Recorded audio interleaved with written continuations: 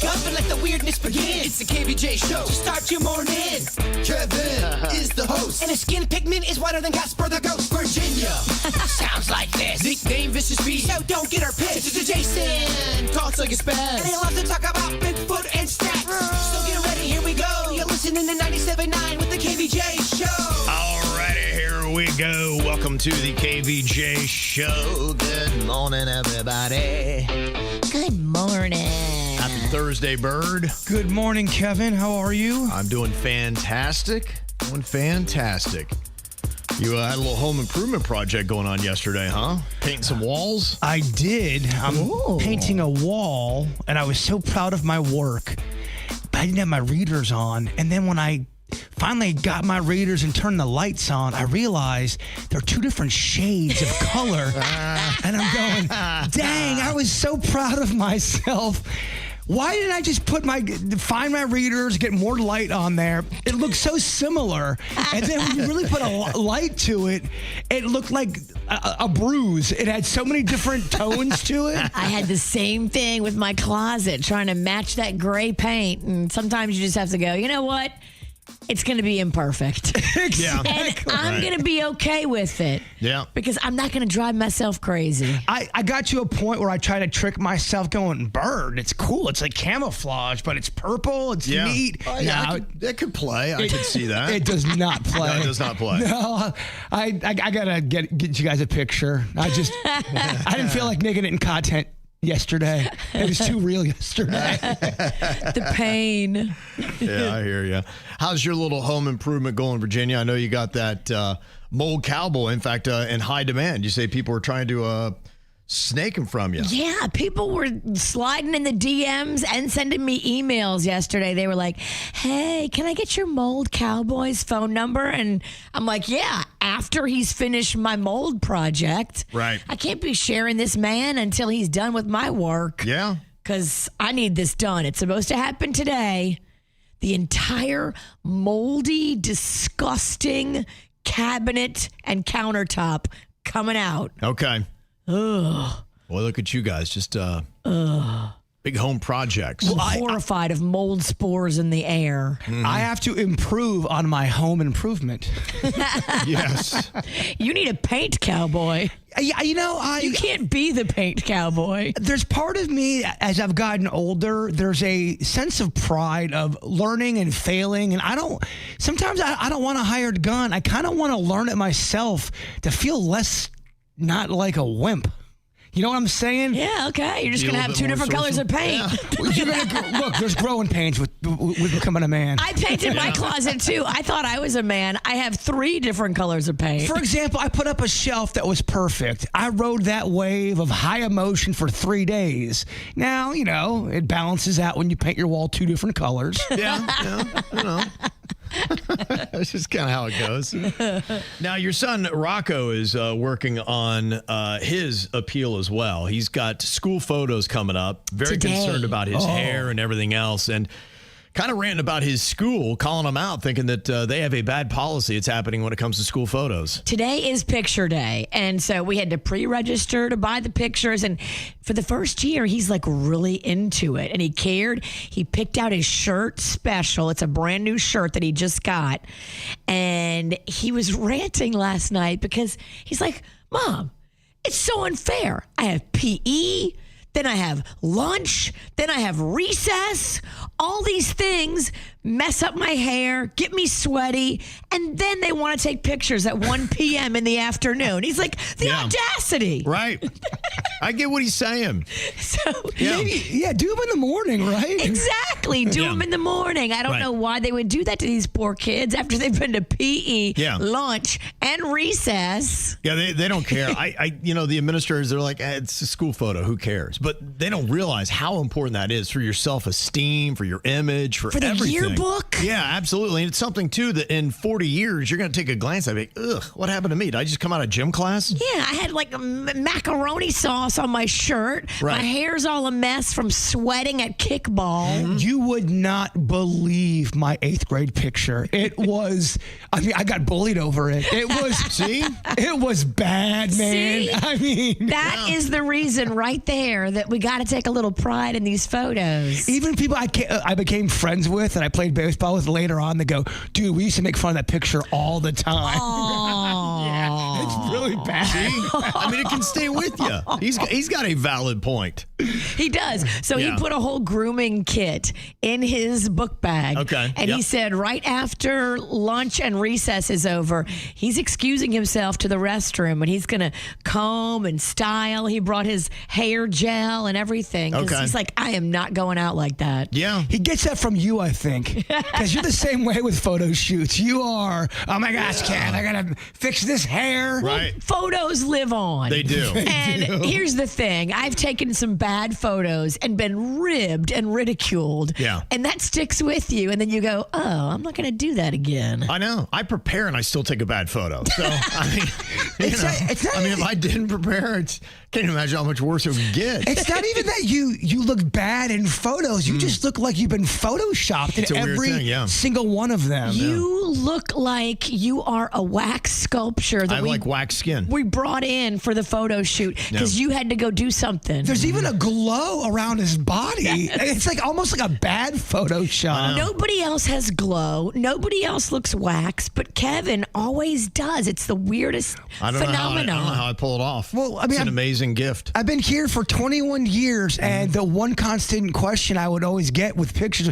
was Kevin even there? And I go, have to Photoshop him. I'm pretty sure he was there because I was there and I saw him. It's kind of an interesting legacy that I have that I don't show up for any events and I'm photoshopped in, which I'm okay with that. Hey, can you ever go to one event? Everybody knows, we got to put Kevin in. Yeah, right. We should start photoshopping you into a bunch of different photos where you don't belong. Even if I'm there, I'll step out of the photo. You guys can take it and then Photoshop me back in.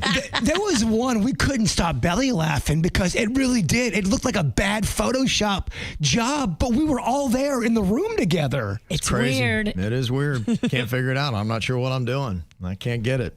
Hopefully, Rocco looks like the prince that he is today. I'll keep you posted. Okay. I'll record him today when he gets off the bus and see how it went. Mm-hmm. Yeah. It's tough. Honestly, I think what it is for a lot of kids, they probably haven't come into how to smile, how to pose, all those kind of things. And I think that's why we all take such awkward photos at that age. That was another one of his complaints. He's like, Mom, they make us pose in these ridiculous poses, like with one hand on the hip and one hand on a book. I remember that. Yeah. It's so unnatural. He's like, I would never do that in real life, right. Mom. It's so unnatural.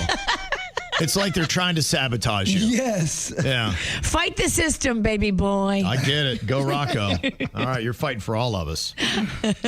Well, I heard that the price of coffee is going up crazy amounts. Oh, no. Yeah, it's just, I guess, everything happening in the world. Part of it's climate stuff and all that. But tariffs. Yeah. I don't really understand what that means, but whenever I say tariffs, everybody goes, oh, yeah. It's kind of like when I say if anything's bad with the weather, it's El Nino. Yeah, right. Yeah, right. So I know I got into drinking coffee at the complete wrong time. Like, as it gets super expensive and, everything else. And just what a terrible timing is way off. But I have noticed that I'm still trying to figure out my coffee groove. So right now, I kind of get it down. I like cinnamon. I like the nutmeg in it. I'm doing that. And I put 2 little squares of dark chocolate in it. So I do the cafe mocha.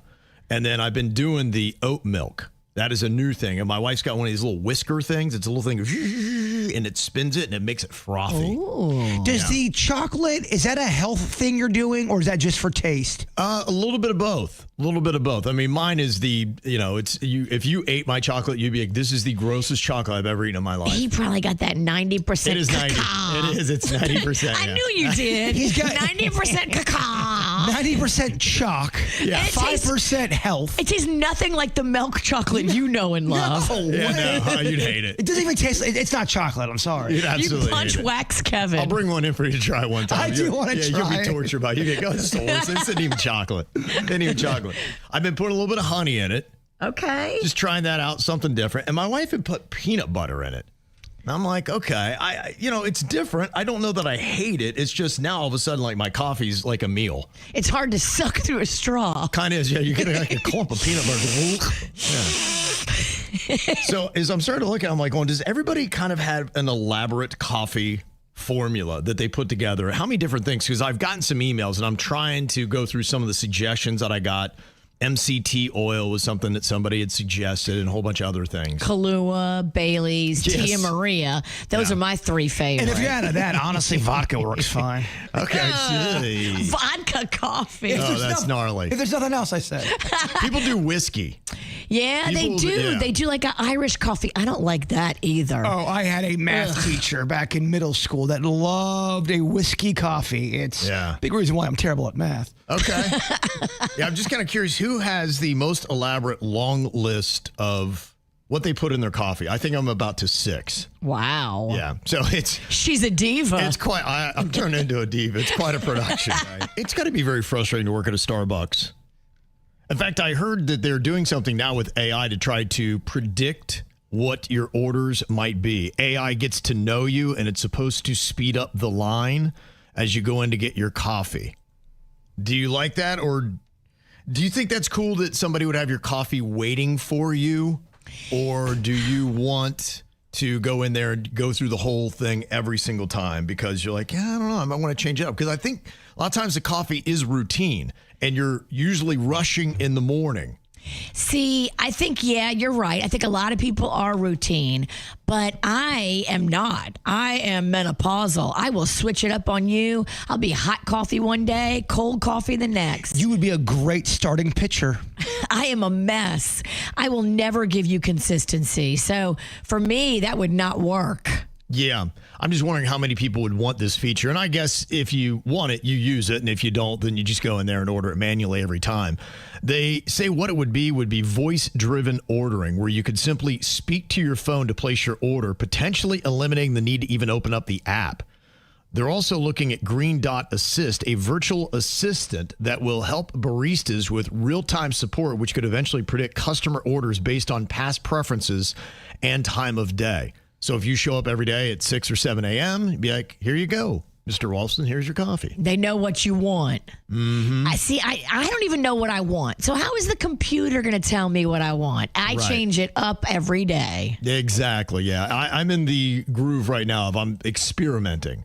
So that's why I'm taking people's coffee orders right now, because I just want to hear what people are putting in and be like, oh, maybe I'll try that. I'm heavily influenced by the marketing piece. Whatever big drink they have a picture of up on the thing, if I look up there and it looks delicious, I'm like, ooh, I want that. Oh, I'm a sucker for visuals and audio. Me too. There was one time we were playing a commercial here, and it was a Coca-Cola commercial. All I had to hear was the sound of them opening up the soda and pouring it in a cup. I immediately got up and went and got a Coke. I mean, it worked on me. Advertising works. Yes. Mm-hmm. One person said they put turmeric in their coffee. I've heard that. Oh, they're very healthy. It doesn't taste great, but I've heard that. That's what I thought. I thought the taste on that would be terrible. That's on the list when you think you're dying and you're trying to get healthy. They always put turmeric on the things that are great for your body. That is always on there. It is. Yeah, I do like a supplement pill of it every day. But yeah, I mean, you could get it in your coffee. Why not? Give it a shot. I don't even know what that MCT oil is, but people are telling me I got to be doing that as well. That is a wrapper. Okay. MCT oil. They're very greasy. Yo. Uh-huh. And do you know what cold brew is? Yeah. Kay said that she makes a whole pitcher of cold brew and homemade creamer.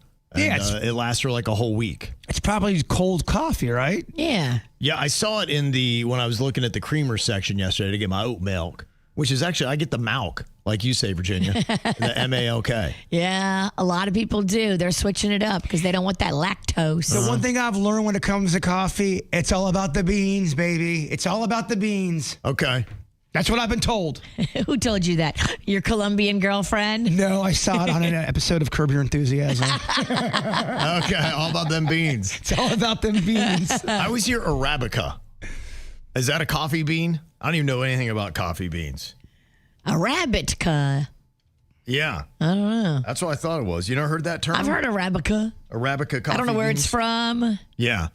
Yeah, they got Arabica is one, Kona, Geisha, bourbon coffee. Ooh, all right. Now we're getting into the good stuff. There's a lot that goes into it. In fact, there's 29 types of coffee beans. bourbon coffee, if you're putting bourbon in your coffee and that's what you're drinking, you're having like 5 cups of that. That's an Irish coffee. How do you not crap yourself? That's a lot of coffee. I don't think anybody drinks 5 of them. Whatever. They drink 5? Oh, I bet my face 5 on bourbon it. coffees? Oh. Yeah, I think And there's people. then work all day drunk? Yeah, I think they're. Oh, my goodness. Look, at Station 1. 5? At Station 1, we worked with a very, very. She was great at her job, but she was a functioning alcoholic. But she nailed her job, though.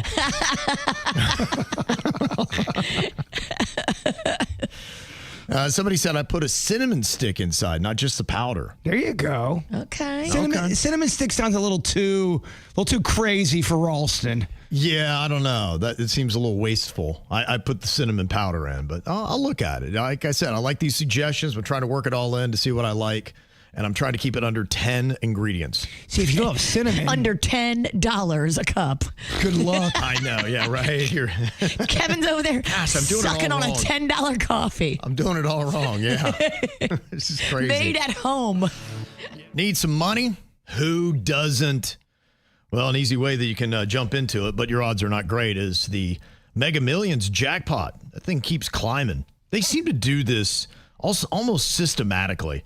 You know, everybody thinks that everything is rigged these days, but you got to wonder. It just seems like it's on a regular rotating schedule, saying, you know what, people kind of started snoozing a bit on our jackpots. We need to push the numbers a bit and get this jackpot a little bit higher to get that publicity back. That's the only time we talk about it. You're right. You know, and now people are talking about the Mega Millions because it is now an estimated $680 million ahead of Friday night's drawing. Dang. I don't know why, but I'm seeing a number just dancing on Ralston's shoulder. I write it down. I'll write it down. It's 36. 36. But whatever you do, don't play it. I'm going to play 35. Yes. And I'm going to play 37. Yes. Even flip it, play 63. It's a weird thing. We give you all the numbers, but they're the numbers not to play. So in a way, we are helping. Yeah, we're we are. providing a service. Yeah, we're narrowing it down for you. If we did this enough, I think we would probably eliminate them and get to it. It'd be an amazing thing. If you want the lump sum payout, $318.2 million. It's the 9th largest right now in Mega Millions history. Mega Millions. Do you think there'll be a winner on Friday, or will they push it higher? Because Higher. Yeah, I agree. It will roll over. If my narrative is right, that they are rigging these jackpots, it will go past Friday. But you're right, though. I think there is a publicity aspect to this whole thing. I think it'd be highly illegal. And if they ever got caught doing it, they'd be in massive amounts of trouble. So I think it would be pretty nervesy to give it a shot. But whenever you have humans in charge of millions, there's a chance that somebody is being manipulative and shady. Believe me. I don't trust humans. I had that pure heart thinking it was all fair and square during the McDonald's Monopoly game. Yeah, what happened there? I didn't win. It was rigged There was because some- humans were in charge. She's got a point, man. When there's humans involved and so much money that's there. That's a lot of money. Would I be shocked if there was a scandal? No. But Kevin's right. There's got to be a lot of checks and balances on the lottery, man. yeah, you're right. We'll see what happens. I'm calling it. There will be no winner Friday night in the Mega Millions. So play if you want, but you ain't going to win. And do not play the number 36. Do not play Yes. 36. He did figure a play few things out here. every other number but 36. It's an interesting concept for a new show that Netflix is doing. Now, it's not really a show that I think is going to air regularly. It is going to be something that they will pop up when it works. And it finally worked with Jane Goodall. It is called Famous Last Words, and it is a documentary series that is going to be featuring the final interviews with notable figures that's going to be recorded late in their life and then released only after they have passed. And they did that with her, and apparently it was a huge success for Netflix. And they are now talking about doing other versions of it. And it was kind of interesting because, you know, her and herself realizing why she's doing this interview, saying, okay, I'm 91, something like that. Yeah. You know, it's just Father Time is undefeated. It's going to happen. And she got to really look at the camera and give a message about life to everybody else that she would want to pass on. And here's what she said. I just hope that you understand that this life on planet Earth isn't the end. I believe, and now I know, that there is life beyond death, that consciousness survives. I can't tell you from where I am secrets that are not mine to share. I can't tell you what you will find when you leave planet Earth. But I want you to know that your life on planet Earth will make some difference in the kind of life that you find after you die. Mm-hmm. Okay. Wow. I mean, I'm sold. I'll definitely watch that. Yeah. That's right up my alley. Right. Yeah, they've already kind of tried to figure out, okay, who else are they interviewing? And some of the names that popped up as likely candidates, now they haven't yet released a list. I think they would rather surprise you and be like, oh, the celebrity just passed, and we've got their famous last words. You have people like Mel Brooks. Dick Van Dyke would be a fantastic one. Yes, he would. He is so well-spoken. He is. He's knocking on the door of 100. I love Dick Van Dyke. Yeah, he just has a great outlook on life, too. That's why when he talks, I listen, because he seems so cheerful and carefree, always has in his life. So when he speaks, I'm like, okay, just the way his presence, the way he carries himself, probably has a lot to do with his longevity. Yeah. It's all about attitude, baby. He appears very unbothered. Yes. And he seems to lead with love. He was talking in this interview about the makeup artist that he married. And he just loves his wife. She's, of course, much younger than he is. It's easy to love her when she's 40 years younger. Exactly. But, it was just really fantastic to see where his mindset is, his demeanor. And so I would love a Dick Van Dyke. Now, I hope I don't see it anytime soon. I wish him a much longer life, but his famous last words after he passes would be fantastic. There was a rumor that Patrick Swayze's last words were, "I'm going home." But I looked into it. I guess his last words was his wife looked into his eyes, and for a second he came back to life for, as she said, he looked alive again, and he goes, "I love you." And then he passed away not too long after that. Dang. See, I think that's great. Now, you can try to say something that is so wise, but I always talk about the timing of it, because what would happen to me, I would say something great and wise, better than I've ever said, but then the clock would keep ticking, and then I'd say something stupid. Do I smell a cheeseburger? And then that would be it.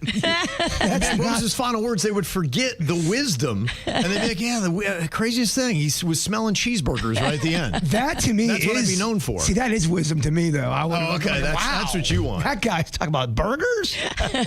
So for me, I would like for the last words to be about love with the family that you have around you. I mean, if you can go that way like Swayze did, that to me is what you say.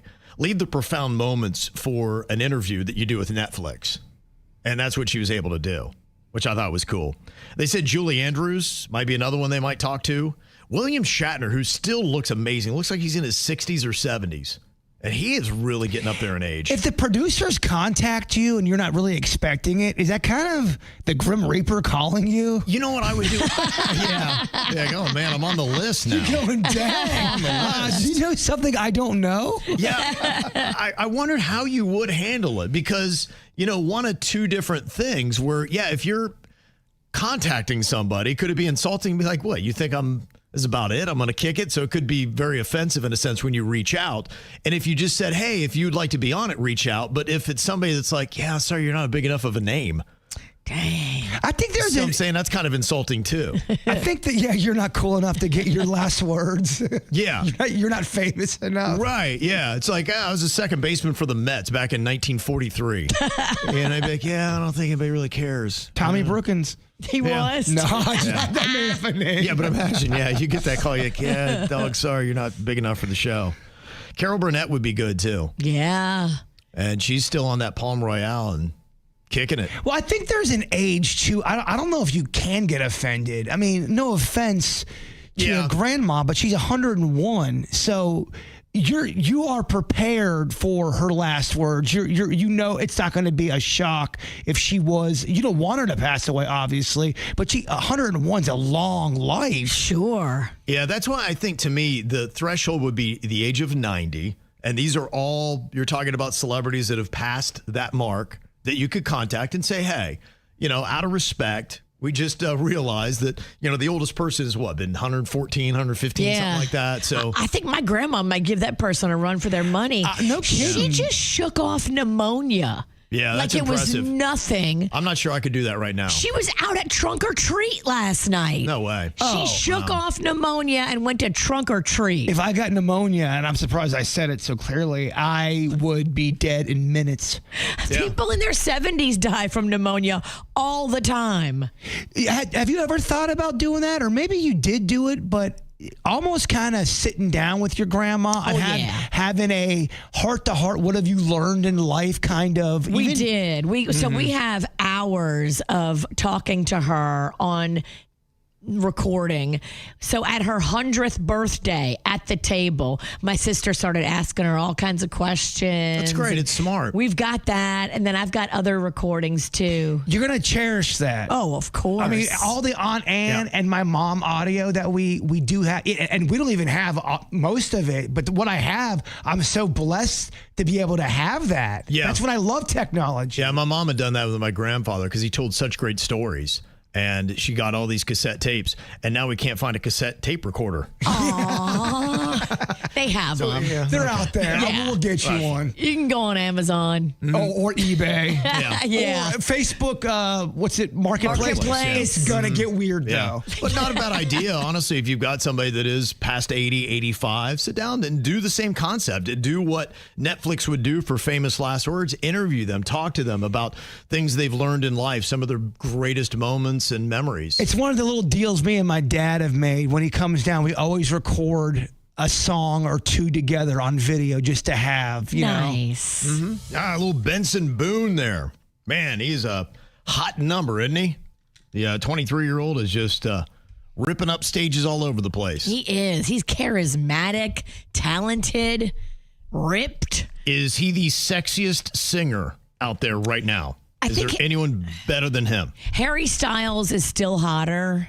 You think Harry Styles is hotter than Benson Boone? I do. Really? Harry Styles, to me, is more of an enigma. He's more mysterious, and I think Benson Boone comes off like he's more approachable and normal, but Harry is just hot. I don't know. Even after all this time, I still think it's Garth Brooks. Yeah, okay.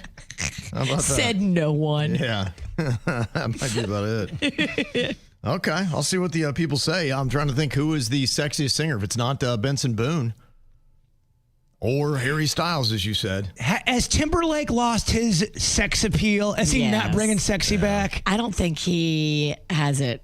I never understood the Timberlake hype. I was never one of those people that was like, oh, Timberlake. Yeah. I just knew so many girls had a crush on him. Yeah, I think it was like 15, 20 years ago.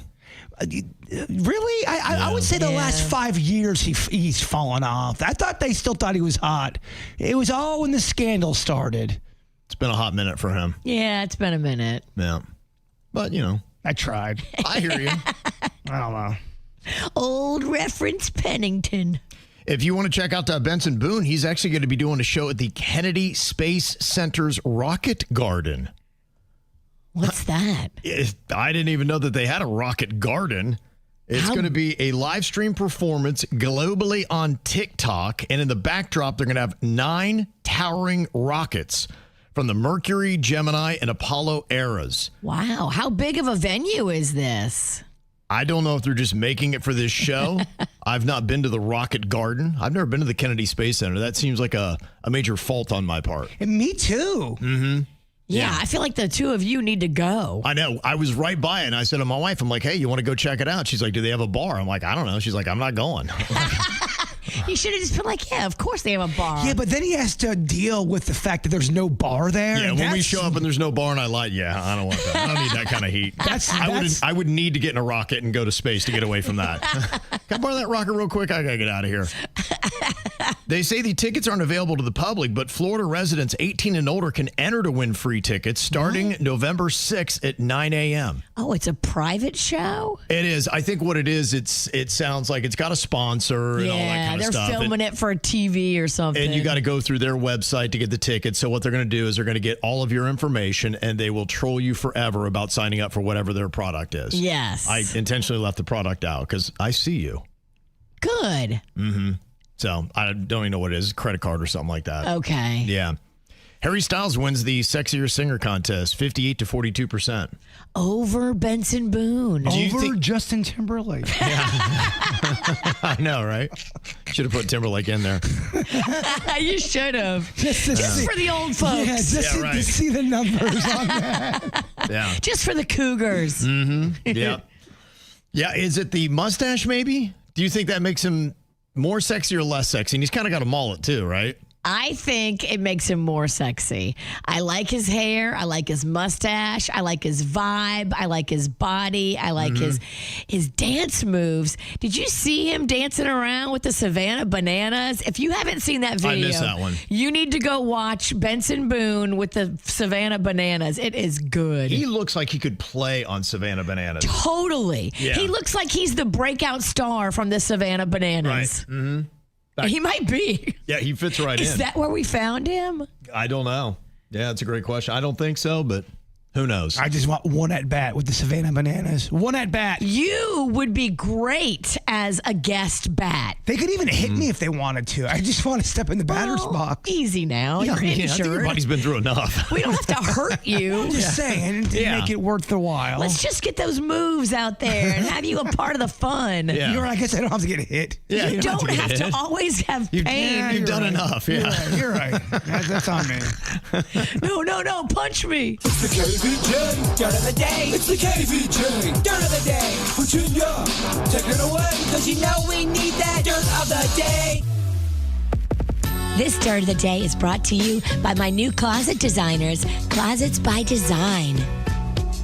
Well, Jelly Roll got married back in 2016 to Bunny XO, and she's gorgeous, former playmate, super duper hot. And I guess he's talking specifics about what happened when he made what he calls the worst mistake of his life by cheating on his wife. These podcasts, man, they get you to talk. It was called the Human School podcast that he was doing. Okay.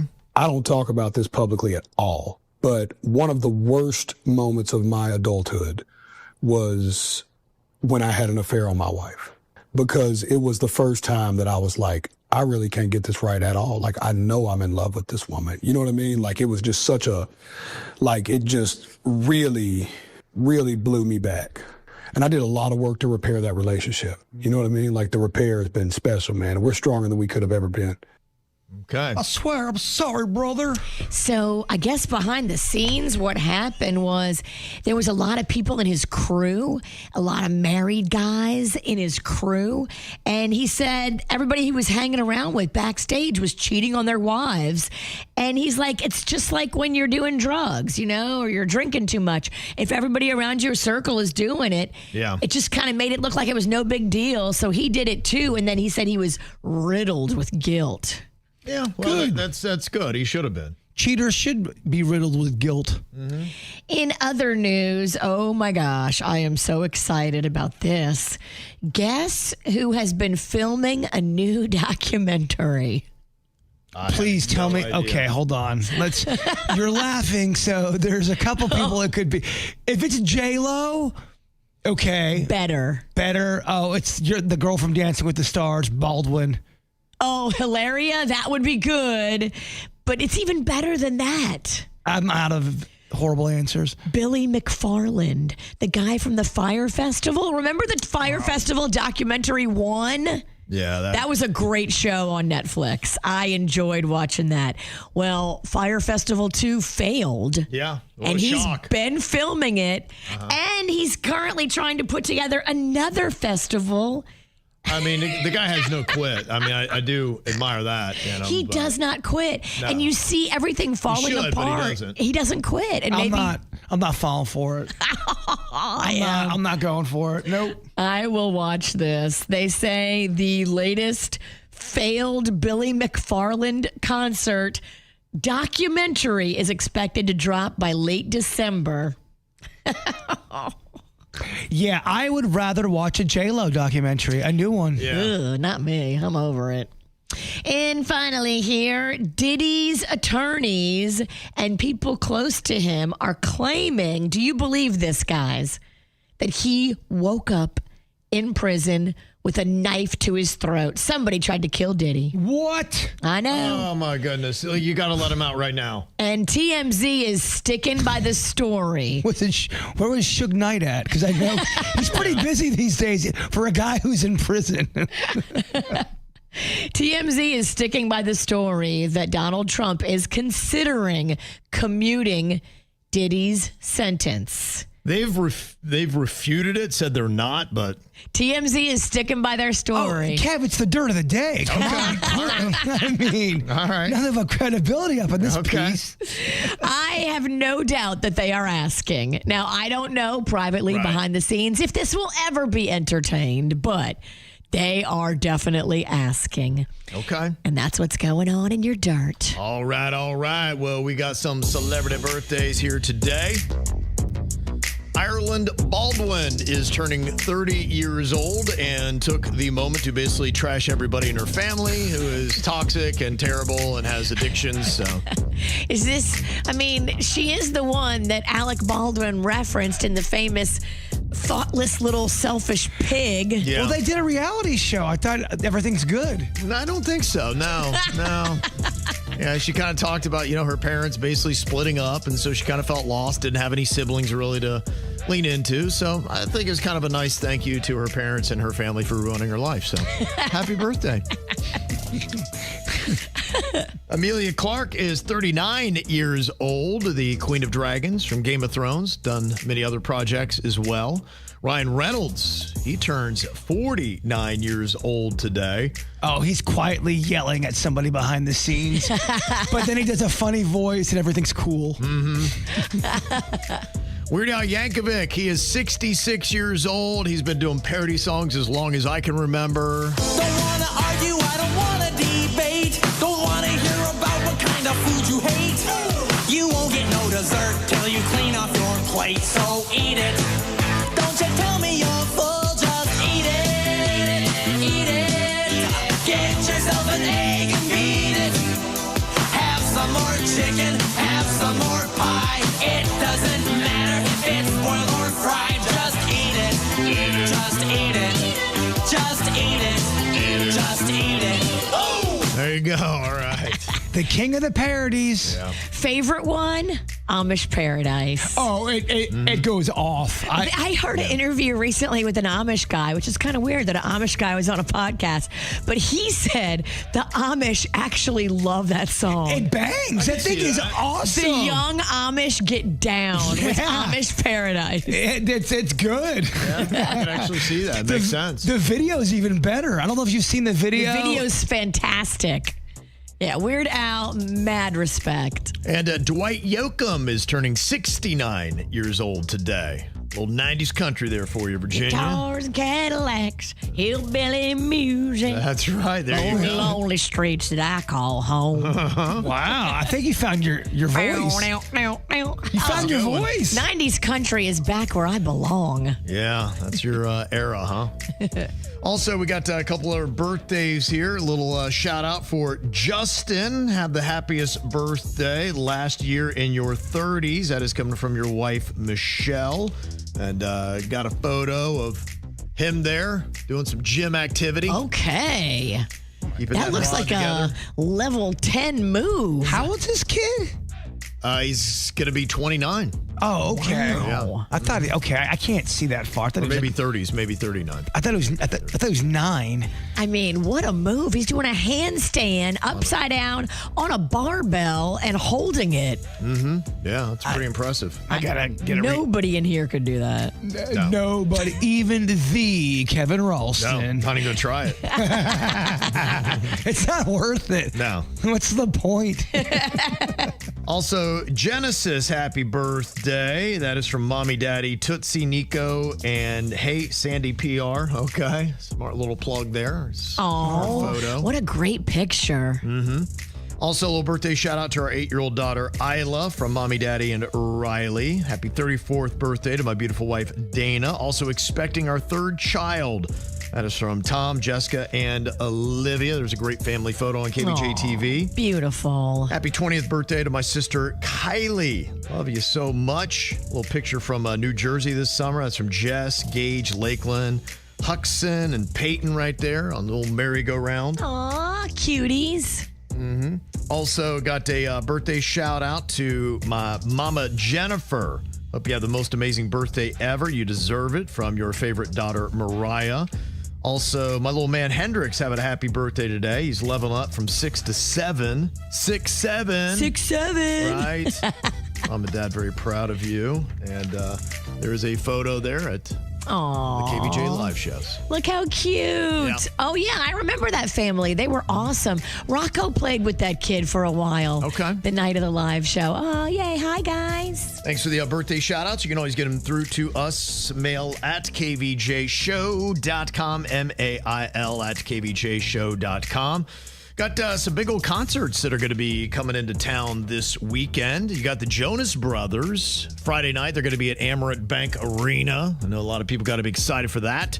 Vero Beach's very own Jake Owen is going to be doing a show at, I Think, Financial Amphitheater with the Dirty Heads. Ooh, that should be good. Interesting little mix there of country and whatever, surf rock, whatever you call them, whatever category they are. I don't even know.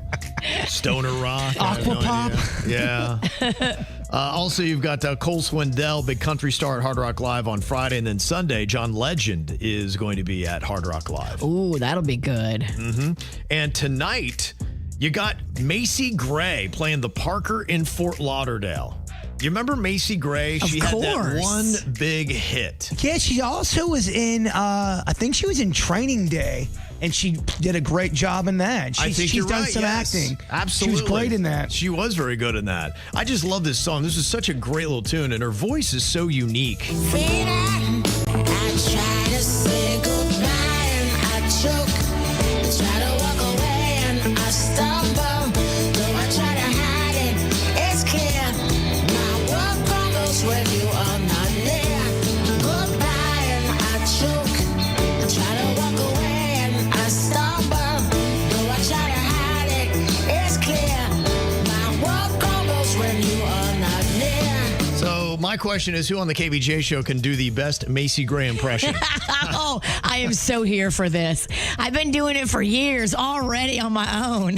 But I was going to see, because coming in here, we got an odds-on favorite in this contest.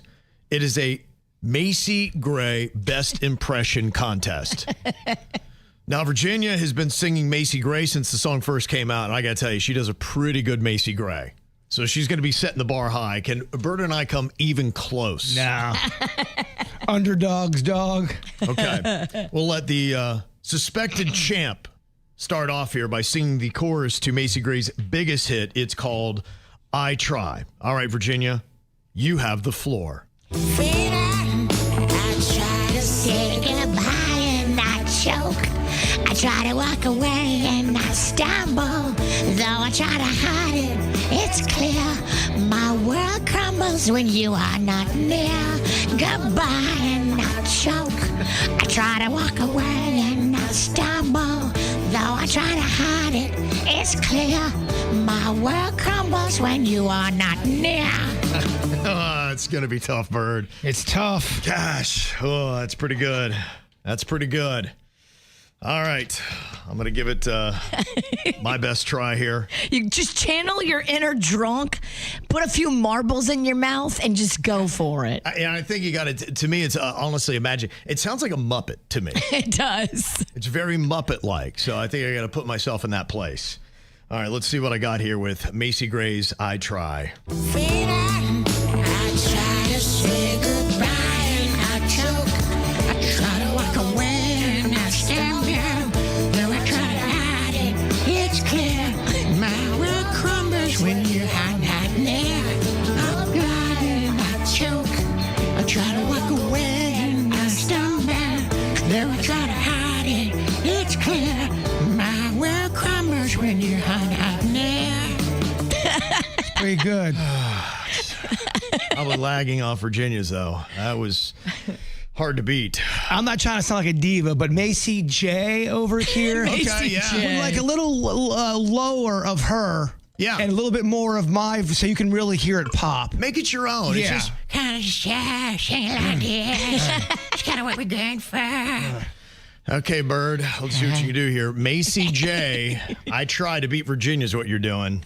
Freedom, I try to say goodbye and I choke.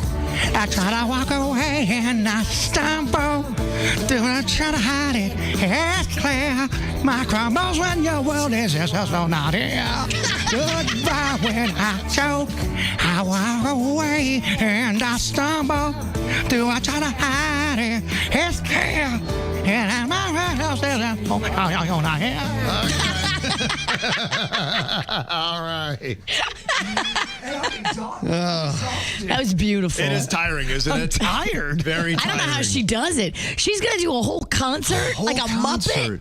Yeah, A drunk Muppet. right. How has she been able to perform all these years? I mean, that song's what, like about 20 years old? Yeah. Something You're like right. That's actually probably older than 20 That years. song's from man. 99. that? Wow, 26 years old. I mean, that's a quarter century old song. Dang, what the heck, my man? God. What the heck? Virginia kind of ran away with it. 58% of the vote. Man. No questions. You do the best, Macy Gray. Because she's drunk and so am I. You honestly, you could be a backup singer for her, which would be fantastic. If She would think I was mocking her, and then she would want to fight me. Not if you went by Macy.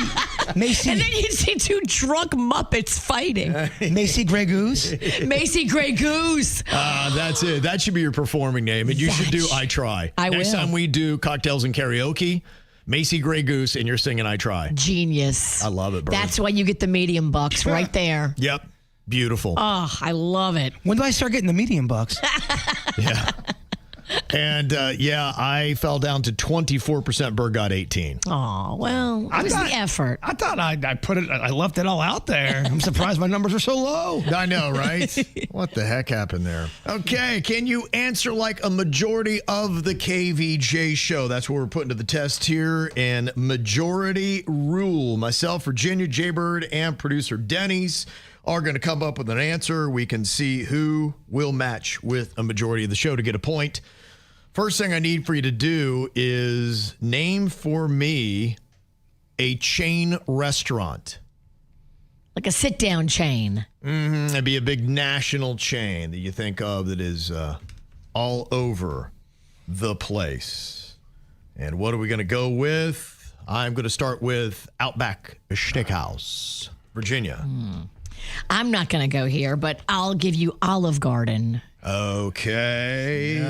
Jbird. I've got no worries, mate, because I put Outback Steakhouse. I thought you would. That's what I was doing, baby. Yes, Bird came through. Denny's, what you got? Man, I thought Kevin was going to go like a Flanagan's. Oh. I don't know if they're a national chain, though.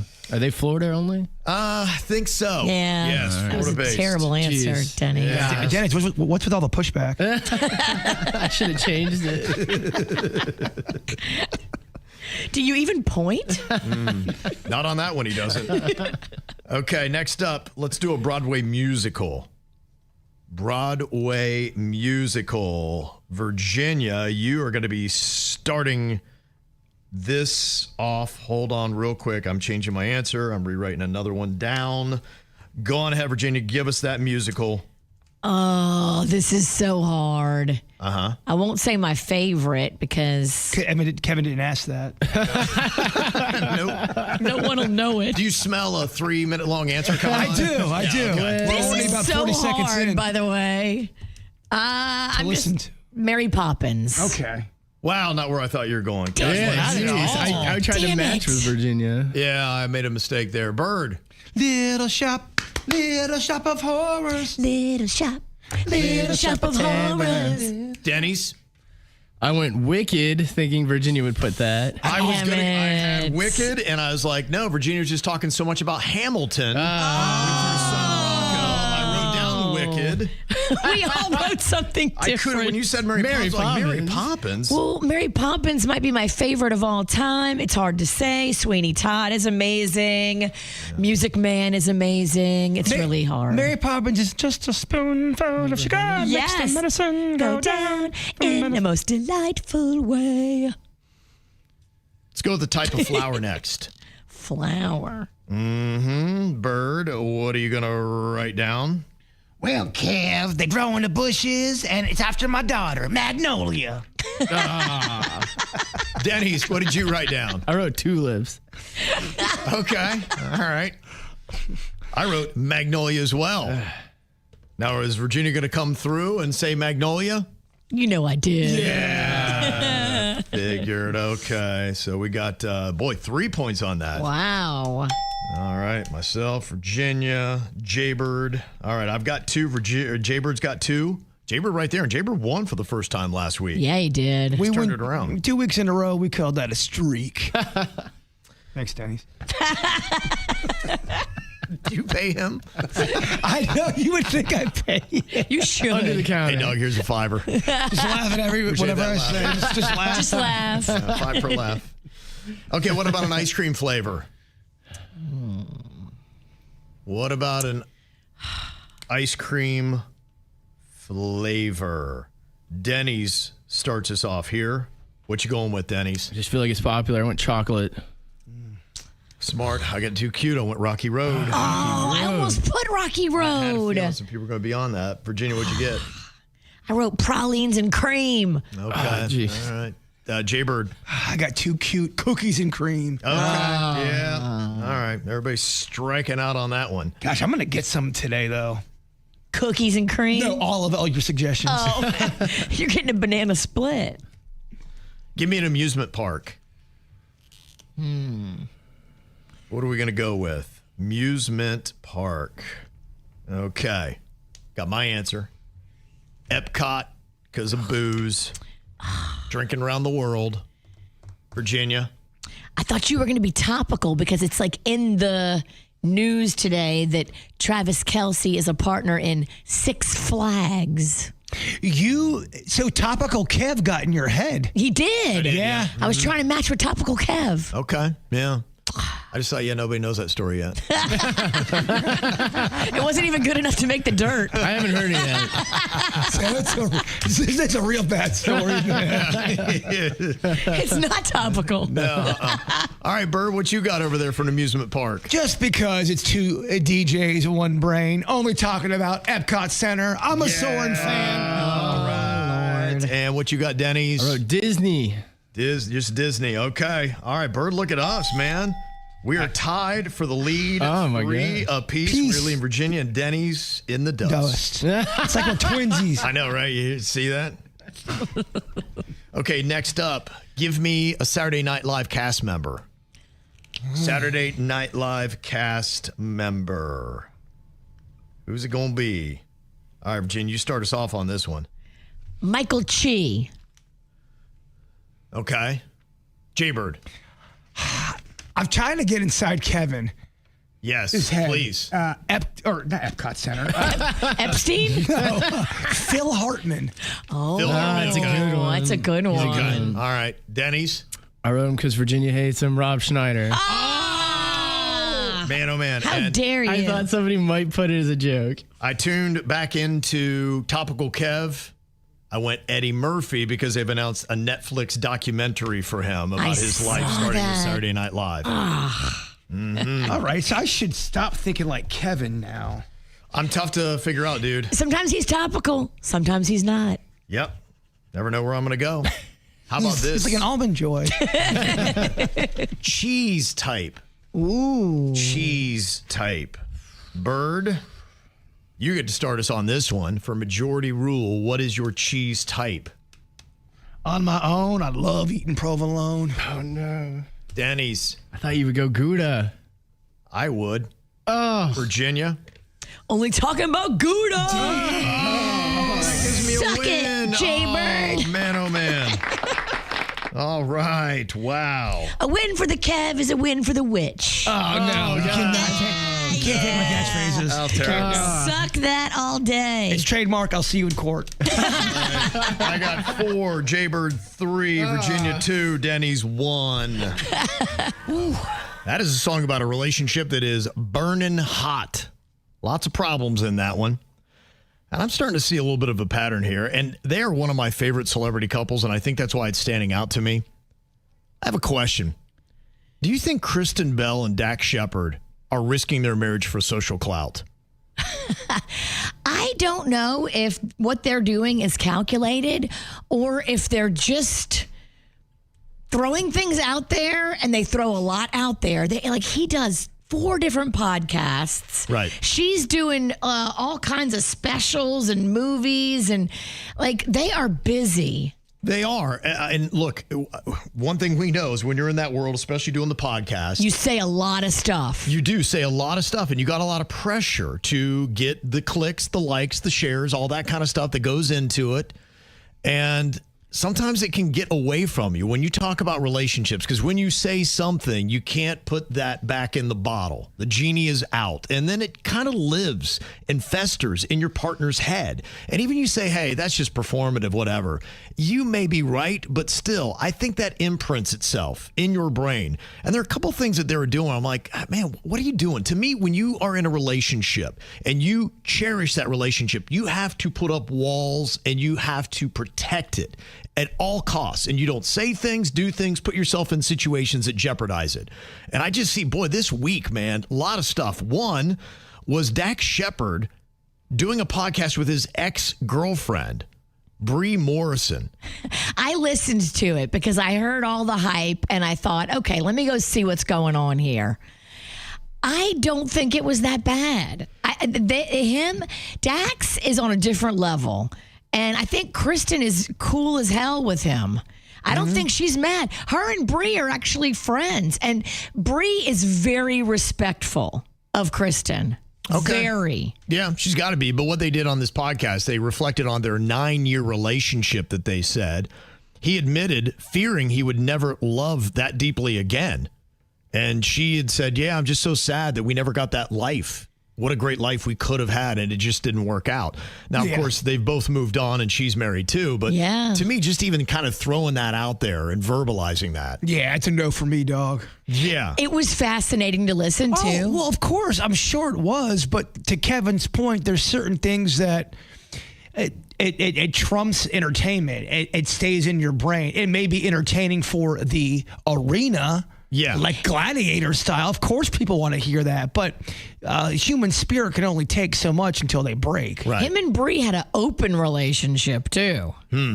Well, that's what makes me think maybe him and Kristen have one as well. And they're not gone public with it. I also thought it was interesting in the same podcast, Dax was talking about watching his wife kiss another man on screen. Sure. And he was like, oh my gosh, this is the hottest kiss I've ever seen.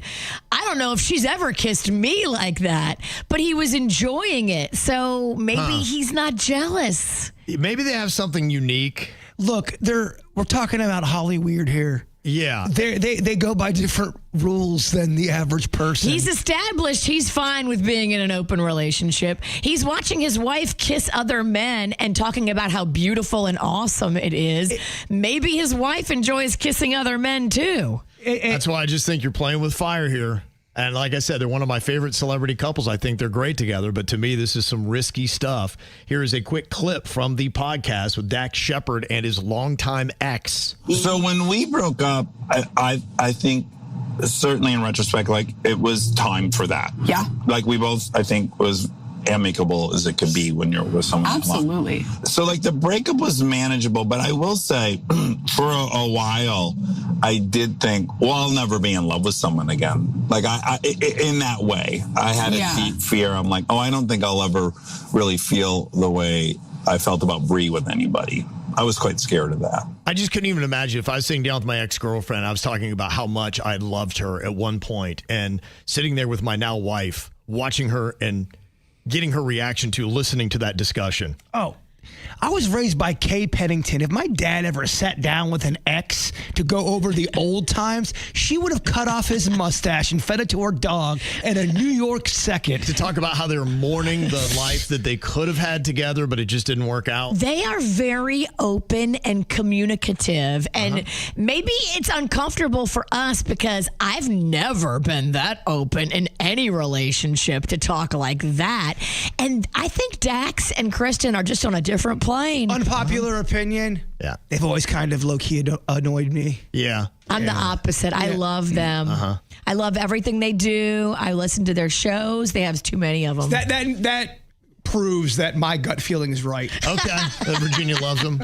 So she loves them. They can't be good. Well, that's not even the biggest of the problems going on with Kristen Bell and Dax Shepard now, because for their anniversary, which I think one of them admitted that they whiffed on and forgot the date of, Kristen Bell had posted a photo of her in the arms of Dax Shepard for the anniversary, and the caption read, "Happy 12th wedding anniversary to the man who once said to me, I would never kill you. A lot of men have killed their wives at a certain point. Even though I'm heavily incentivized to kill you, I never would." Now, yesterday, Kristen Bell was scheduled to be on Today to talk about the show that she has, coming up, where she's got great chemistry with another man. Yes, makes out, and it's hot. Yeah, and they're saying that it probably is because of that, because she got a lot of pushback for being tone deaf for many different reasons. Now, fans are slamming it because it is Domestic Violence Awareness Month, and advocates, including the National Network to End Domestic Violence, criticize the joke as harmful, urging people to treat the issue with seriousness. Now, she hasn't commented on it, but clearly she didn't want to get grilled. So that Nobody Wants This premiere, it's going to be happening on Thursday, did not get her face on TV. So, I'm sure they're kind of upset with that. And now people are kind of going back, and they found a video with Dax Shepard joking in 2012 about hitting his wife, Kristen Bell, saying that he, quote, hit her several times. But he jokes like that. I don't see him hitting her. I think it's a joke. I think, some of these jokes may not land perfect, especially during Domestic Violence Awareness Month. Right. But they are jokes. These two, by all accounts, as a fan, I think they have a beautiful relationship. Okay. And I think he respects her on a level, and I think she respects him, and I think they're both just high vibrating individuals navigating this crazy public life. So you don't think this is any problem whatsoever or could create a problem in their marriage? I don't think so. Not based on what I've heard. And I've heard, you should go listen to the latest episode of Mom's Car. He does her in the interview. It's all him and Kristen for the whole entire segment. I'm good. Okay. Bird ain't going there. He wrapped up Mom's Car with Bree. Okay. But it's a bunch of different interviews, like with his personal life stuff. Started with Kristen, wrapped up with Bree. Do they make your favorite 4 celebrity couples? Yeah, they're pretty adorable. Okay. I have more. My list is the 4 most annoying celebrity couples. Yeah, there's a few of those as well. Yeah, I would say if I had to list my favorite 4 celebrity couples, I think Kristen Bell and Dax Shepard are still there, though I'm a little concerned with this last week. I like Selena Gomez and Benny Blanco. Yes, he seems like he is the best husband. He says all the right things, baby. Yeah, they're kind of sneaking up on me. I also like Zendaya and Tom Holland. Okay, I haven't heard them talk too much. Yeah, he's very defensive of her. Oh, I like that. I do too. Almost to a fault where somebody kind of reached out to grab and he lunged at them like he doesn't play. Good. So, I kind of respect that. I want a man who's going to do all that. Mm-hmm. Absolutely. And then I still like Tom Hanks and Rita Wilson. They've been married since 1988. To me, you got to put a long-running couple in there. That'd be probably my 4 favorites. Who wants to laugh their ass off? Ooh, I know I do. He wrote some funny punchlines just for me and you. It's Danny's Joke Jury. Who's ready to laugh? All right, we got a little comedy here. Denny's is going to provide it. We're going to be the joke jury to let them know what is landing and what is not. What you got for us today, Denny's? All right, joke 1. Why did the Italian man reward his dog with soft cheese? I don't know. Why did he reward his dog with soft cheese? Because he's a good boy. Cheese comedy. And dog comedy. Yeah. Double winner. Second joke. What kind of ice cream is terrible at tennis? I don't know. What is terrible at tennis? Soft serve. Oh, yeah. Athletic Denny's? Wow. Athletic Denny. My dad would love that joke. Lots of tennis these days. Third joke. What do you call a pumpkin on roids? I don't know. What do you call a pumpkin on roids? A jack-o'-lantern? Yeah. Fourth joke. Why are parties for owls so exclusive? I don't know. Why are parties for owls so exclusive? It's a real who's who. Yeah, you know what? I've never been invited to an owl party. Yeah, it's very exclusive. It is. I can throw in this weekend if you want. Please. And final joke. How did the polite cowboy seduce the woman? I don't know. How did the polite cowboy seduce the woman? He gave her that howdy. Howdy. Oh. Yeah, he had to repeat it just to kind of like make it land. Just in case y'all missed it. Howdy. You know what? It hits you 20 seconds later. Yeah. Okay. Thank you very much, Daddies. Thank you. It's the KVJ Dirt of the Day. It's the KVJ Dirt of the Day. Virginia, take it away. Because you know we need that Dirt of the Day. This Dirt of the Day is brought to you by my new closet designers, Closets by Design. Well, you know, Kevin Federline's got that new book out there right now, so he is just spilling whatever beans he can to try to get people to buy the book. And now his former sister-in-law, Jamie Lynn Spears, has unfollowed him on Instagram. Oh, that's it. And his wife. Oh, no. Wow. Yeah, it's over, Kevin. I guess, you know, when he put out those private text messages where Jamie Lynn was criticizing Britney Spears, Jamie Lynn didn't like that because that's going to kick up all kinds of drama between her and her sister. And I think they were kind of in a peaceful place. Not anymore. Yeah. I could see that causing an issue. Yeesh. Yeah, he's also talking about how terrified his kids were of Britney. Someone had to put the boys first. And if it wasn't going to be her, it had to be me. That responsibility weighed on me every single day. But I'd carry that weight 1,000 times over if it meant protecting them from the fallout of choices they didn't make and couldn't control. Because there's no preparing for the kind of heartbreak that comes when your child clings to you like their life depends on it. Every time Preston had to go to his mom's, they had to pry him off my neck. Wait a He'd minute. cry. This is an audiobook? Yeah. Oh, my gosh. Know what you're going to be doing later. It's an audio? He got your $24.99. Yep. Federline's doing That's amazing. Yep.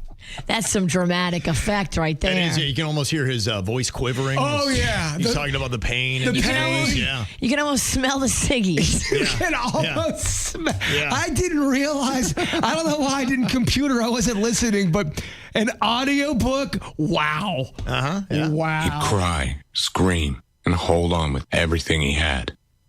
At night, he was the same.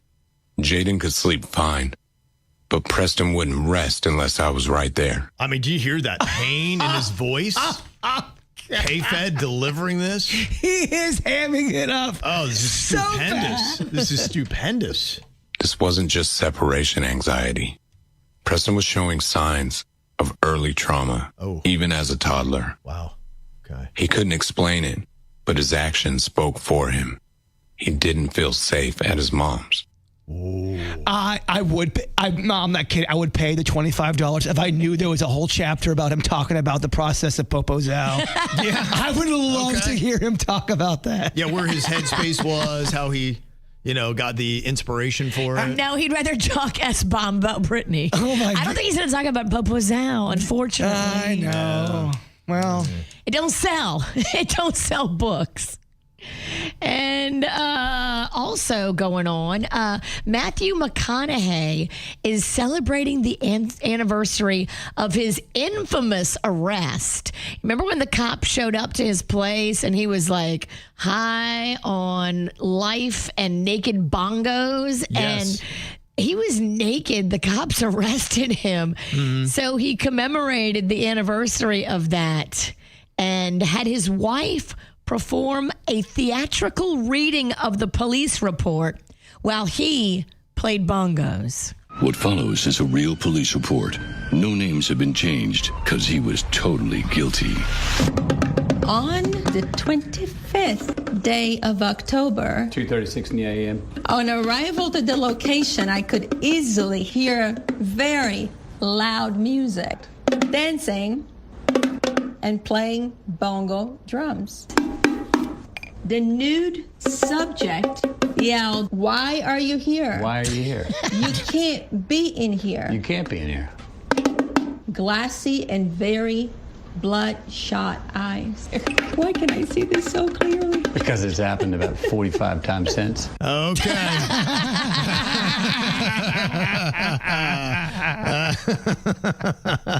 He still loves doing it. That's amazing. God bless him.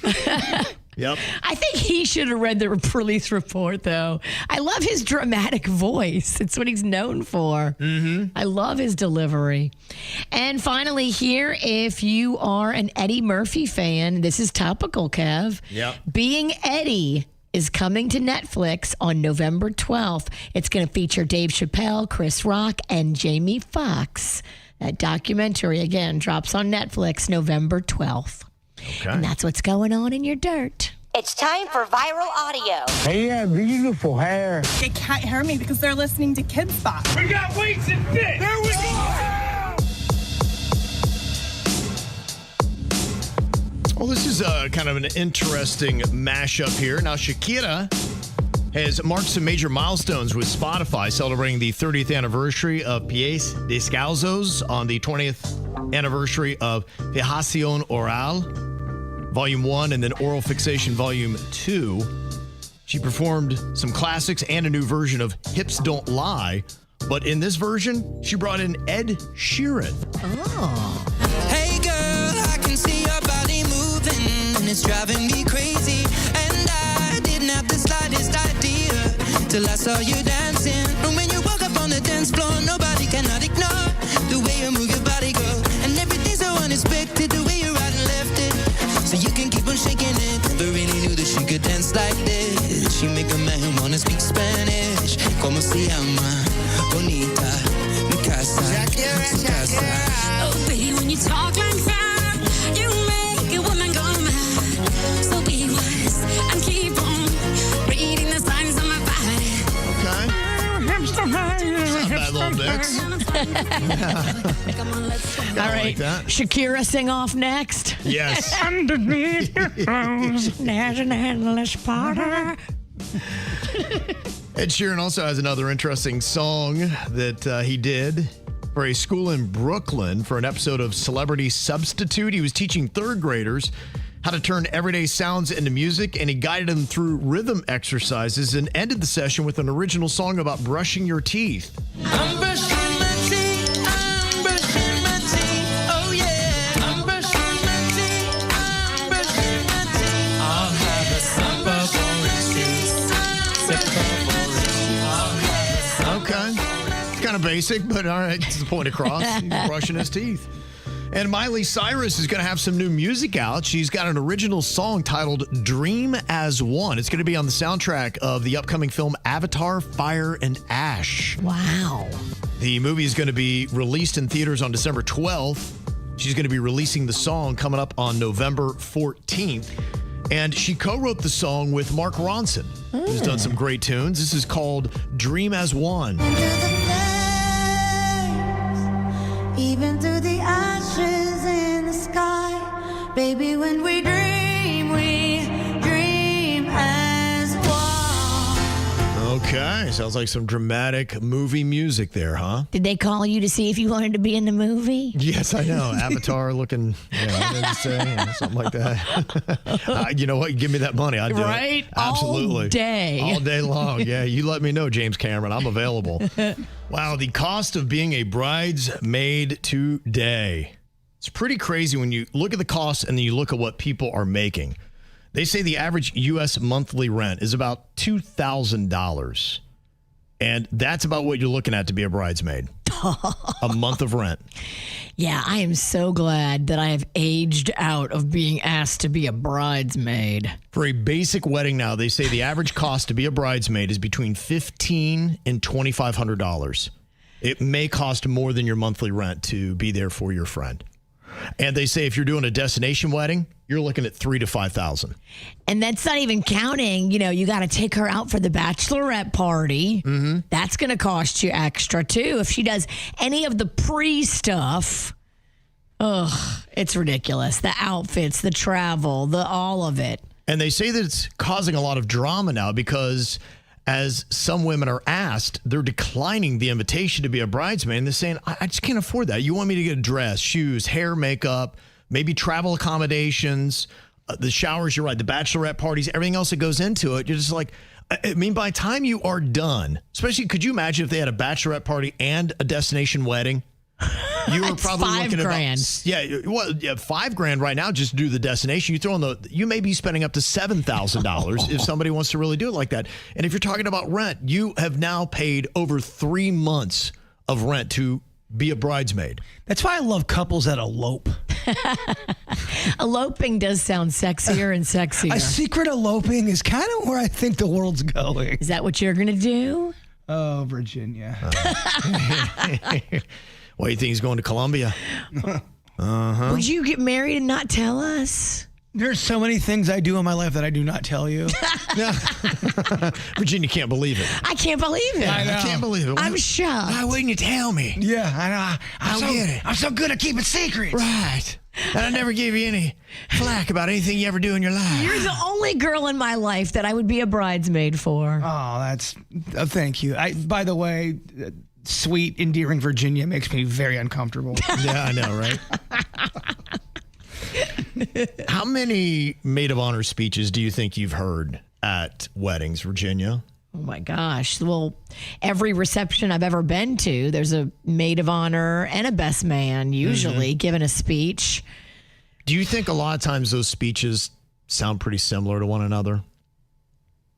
I mean, kind of the basic. Yeah, the basics are all there. Unless you get a very feisty, creative bridesmaid that wants to do a little rap song or a dance. Yeah, some of those do stand out. Going viral. Yeah, that's why I think those do stand out, and that's why they go viral, because everybody's so used to kind of the same old template. And this guy mocked every bridesmaid speech, and some people were saying that he kind of nailed it. Webster's dictionary defines love as, I promised myself that I wouldn't cry, but Caitlin and I have been through so much together. Spending the summers playing with Barbies at my dad's beach mansion to fighting over Dylan and Blake during middle school. We have literally been through thick and thin. I'll never forget the time at brunch where you said you were going to get 1 pitcher of mimosas, but you ended up getting 2. Caitlin, I'll never forget that. I just want to end with a Chinese proverb, live the laugh you love, or you'll never love the laugh you live. So if you had a bridesmaid speech, maid of honor, all written up, and you used any of that, I would just rip it up and start over again. He's mocking you. Yeah. Sometimes it gets uncomfortable where the person on the microphone is way too drunk and should not have a microphone and kind of goes off their script and kind of starts speaking from, I guess, the heart. Those are the best ones. Yeah, I like those. The ones that get me is the one where the maid of honor is overly nervous. You see that? Her voice is quaking, her hands are shaking, and you're just like, you're kind of pulling for her, but it's just not going well. She needs to have a drink. Right. I dropped an F-bomb at a best man. I was a best man for my buddy, and I had the microphone, and I was overserved, and part part of my little speech was, a song, because I'm goofy. I got to do something goofy. I love it. And I messed up on like the first 2 words. Like, oh, sorry, guys, I effed up. But I said the real word. And as I say that, I see a little girl running by right in front of the stage. I'm like, this is not starting well. Although one side of one side loved it. The pirates were clapping. My friend's family loved it. Okay, is this a makeup or a breakup for you? Get a little too sensitive here, or is there something valid to consider ending the relationship? 33-year-old man has been sick, and he said yesterday my wife, 34-year-old female, made a jab like, when I'm sick, do you think I can be as non-functioning as you? I brush it off, but today after a long day at work, she asked me to pick up photos for our kids' first day. I agreed and I joked, yeah, guess I still function when I'm sick. She then later texted me that my comment hurt her feelings. Well, don't dish it out if you can't take it. I called confused since I'd agreed to help. She said it was my functioning remark. I explained it was in response to her jab yesterday, but it escalated into yelling and I hung up. Now, I'm not necessarily considering divorce over this one single fight. It's just the whole relationship feels like this. This is just giving you one example of how it goes back and forth. And we're just not functional in our language. She is needling you, and this is not good. He said every little thing becomes a problem, and it's exhausting. This is definitely a radical case for therapy because you can identify that, and there are a lot of relationships where the language and the conversation is dysfunctional. You don't speak to each other the right way. You pop off, you let every emotion come out, you make everything a big deal. And it is exhausting, and you're not going to go the distance. No, you are not. You are going to throw in the towel and say, screw this. I want to be happy. Yep. Maybe you watched your parents do this for years, and you grew up thinking this is how couples talk to each other. Right. It's not how healthy couples speak to each other. You guys are unhealthy. They're that's the kind of couple when they have a couple drinks together, it turns into an atomic bomb. Sure. Do you know some couples can't drink together? Oh, yeah. Yeah. They fight every time. Oh, it makes it so uncomfortable for everybody around. Well, and if she's exhibiting this, and this is just one example, if you take a jab at somebody and then they it sounded like the way and the tone at which he came back at it and made, a playful jab back, and then you get offensive, that gaslighting, that kind of, I'm going to hit you, and then you're going to come back at me playfully, but I'm going to be then all offended, and I'm going to make it a big deal and make it awkward and uncomfortable. Very unfunctional language. You are right to think that this relationship is not going to go the distance, and she's got to learn how to talk. Look, 9 times out of 10, he is the problem. But in this one, I don't think it's him. I think it's her. Yeah. She is the problem. She is. Yep. And you need to get into therapy. And if she's not down with it, then I would go talk to a divorce attorney and say, I'm sorry, I'm just not going to be in a relationship with this kind of gaslighting. You can't be in this for the rest of your life. Then every day you've got somebody needling you and just, ugh. It's not fun. No, thank you. No, and honestly, too, be very mindful of the words you use in your relationship. Yeah. I think a lot of times you take it, the other person, you kind of take them for granted, and you just pop off and you say these kind of things thinking maybe you've been together so long and maybe you're a little bit disgusted with them. But that's why you got to recognize that. If you're feeling contempt for your partner, you got to get that fixed. And you got to verbalize it in a way that's not argumentative. You got to actually do it with love so you keep that love. Yep. If you want to come at them like this, you are destroying everything. And now we're talking about a Dateline situation. Yes. Yep. Your marriage is in trouble. All right. Is this a makeup or a breakup? Says, I believe my girlfriend is guilty of animal abuse. Oh, no. Says, my girlfriend has a small dog, maybe about 12 pounds, and anytime she leaves the house, even for 3 or 4 hours, she puts her dog in this tiny wire crate where it can barely turn around. She says it's for safety and claims all good dog owners do it. Now, I grew up with dogs roaming around the house, or at least confined to a room, not locked in a mini jail cell. I brought it up gently, and she snapped at me, telling me I don't know what I'm talking about. Do you think this is some form of animal abuse? And would you end your relationship over it? I mean, you're definitely not on the same page about how you're treating this animal. I would be careful staying with somebody like that and having kids with somebody like that. Yeah. Because if you can't agree on how an animal should be treated, you're going to really butt heads on how kids should be raised. Yeah. I would just say, hey, let me put you in a cage for the entire day where you can barely turn around. You don't have any room. And just, I'll ask you at the end of the day, would you like a larger cage and look, I get it. Yeah, you do. And that's normal. We've got a cage for my daughter's dogs. It's very spacious. It's got blankets in it. In fact, a lot of times when the doors are open, they love to go in there and just kind of lay down. It's nice and comfy. But, we try to take them out whenever we can. And to me, that's the way to do it. But they could walk, pace back and forth, all that kind of stuff. You can't put them in a confined space like that. They're able to go into a cage and have a little place to chill, but they're also able to leave the cage if they want to. Mm-hmm. Yeah. So to me, yes, I would use it as like, hey, I'll even get you the cage or whatever it is, the crate. There I like you that go. term better than cage. Buy a big crate. Yes. And say, let's use this one instead. Right. And if she pushes back on that, then I would start to say your characters may not be in alignment. What are we fighting for? If you buy the crate, like, why is she mad? You gotta have. You can't put a dog in a small cage where there's no room. I mean, imagine someone doing that to you and you can't move around. And there are so many people who buy dogs or adopt dogs who are not dog people. They think they look cool on Instagram and it's all cute, but they don't take care of their dog. I know it's not a human, but you gotta be there for your pet if you really care about it. Yeah, to me that speaks a lot to your character, how you treat animals, and do you have empathy for them? I would not want to be with somebody that doesn't have empathy and doesn't see it that way. I'd just be like, we're just not in alignment. And I would say right now, this is probably going to be a breakup, and realize a little bit more. Do some soul searching. You're probably not compatible with this person. She's doubling down on being mean to the doggy. Not a fan. Ow! There's a lot of dumbass criminals to talk about, baby. It's the whacked out news. People breaking the law. Fighting in the nude. Drunk people pooping in the street. It's the whacked out news. So many people on meth. Ow! I don't know if these thieves were inspired by the jewel heist that happened at the Louvre in Paris over the weekend, but man, they went the extra yard to break into the Treasure Coast Mall in Jensen Beach. Deputies in Martin County are looking for the thieves behind an elaborate rooftop sneaker heist at the Treasure Coast Mall.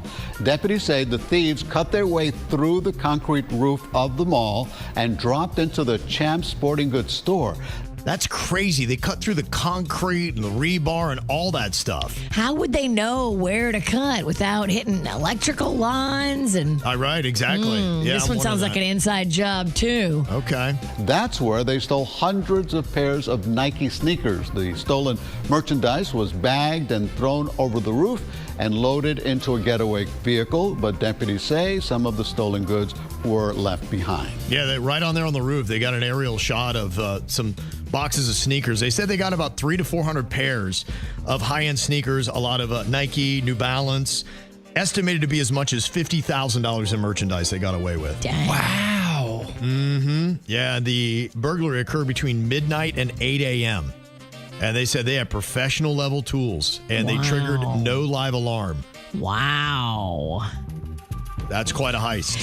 But the motion detector in the store went off, so why didn't it trigger an alarm? I don't know. Good question. I'd like to hear more details on that. Hopefully we start getting them.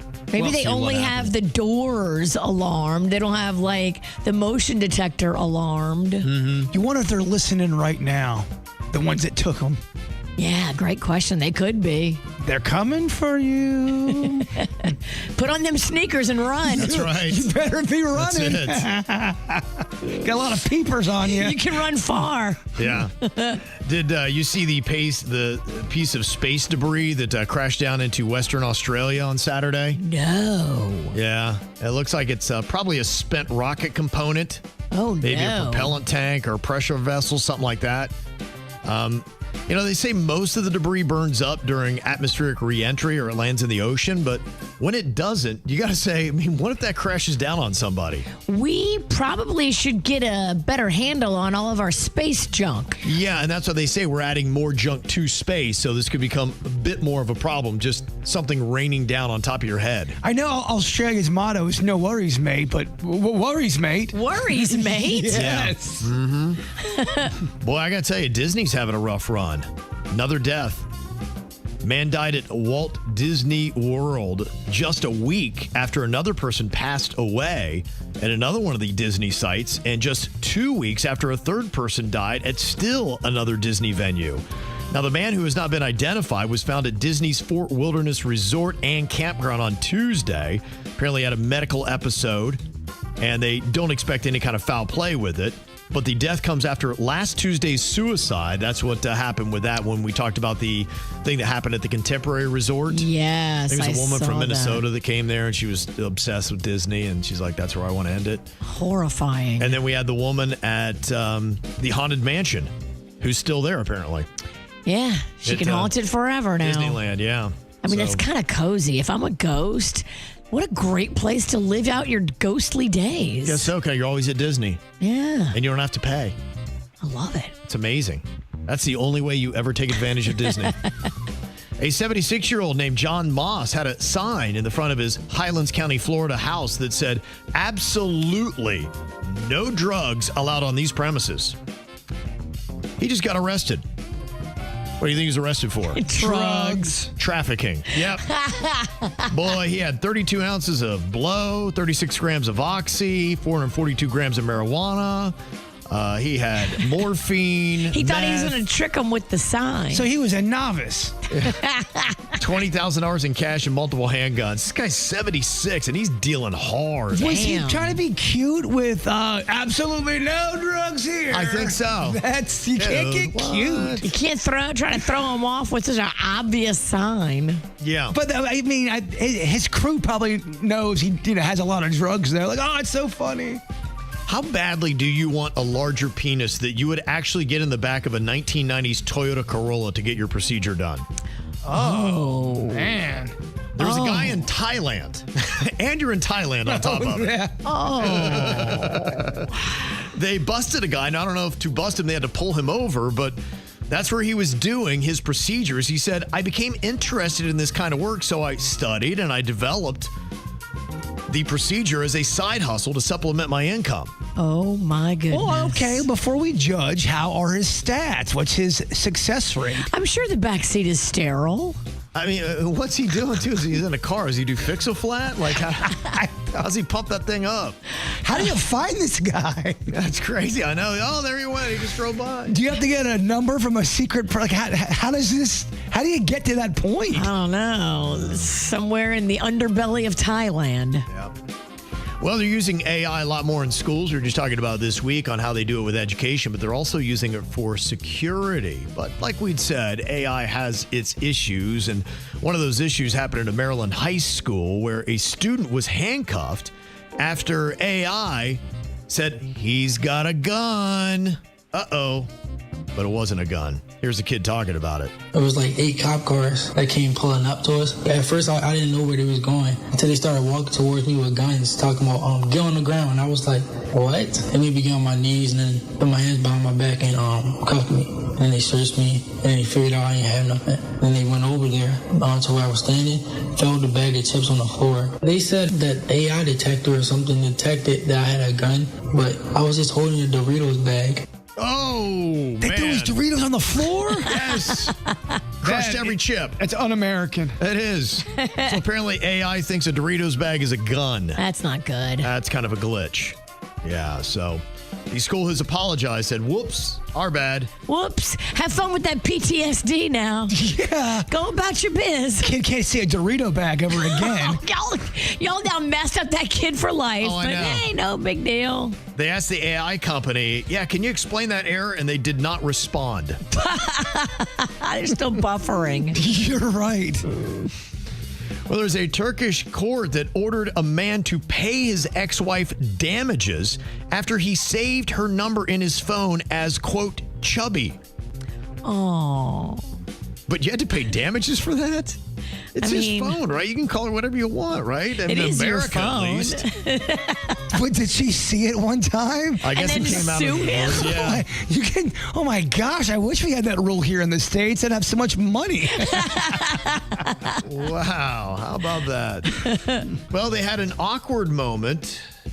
Miss Panama's onstage mix-up happened at the Miss Grand International competition. It went viral as she misheard her country being called. Isamar Herrera, who's representing Panama, walked down the stage while fellow contestants and viewers looked on in silence. They're all confused and they're like saying, okay, like, where is she going? She right got now? to the end of the stage. She's waving at everybody. She thinks she's a finalist. Oh, And I it's think terrible. They You have to announce that they got she got the name wrong in her head. Yes. That's embarrassing. Oh my gosh. Yeah. So, I mean, this is a rough thing, and you can hear how awkward this is. Even if you can't see it, there's just silence where people are like, what is she doing right now? We didn't call her name. Oh, God. Next in is Miss Grand Paraguay.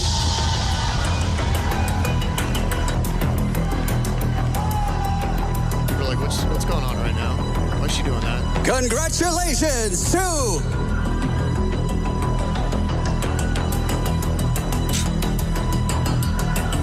Nobody knows how to respond. You can hear the crowd, too. Do we applaud? I beg your pardon. I announced Miss Grand Paraguay. Now you gotta walk back and then stand back there and go, ugh, my bad. I would just keep walking. Wow. Just walk right to your car, girl. Yeah. Keep it moving.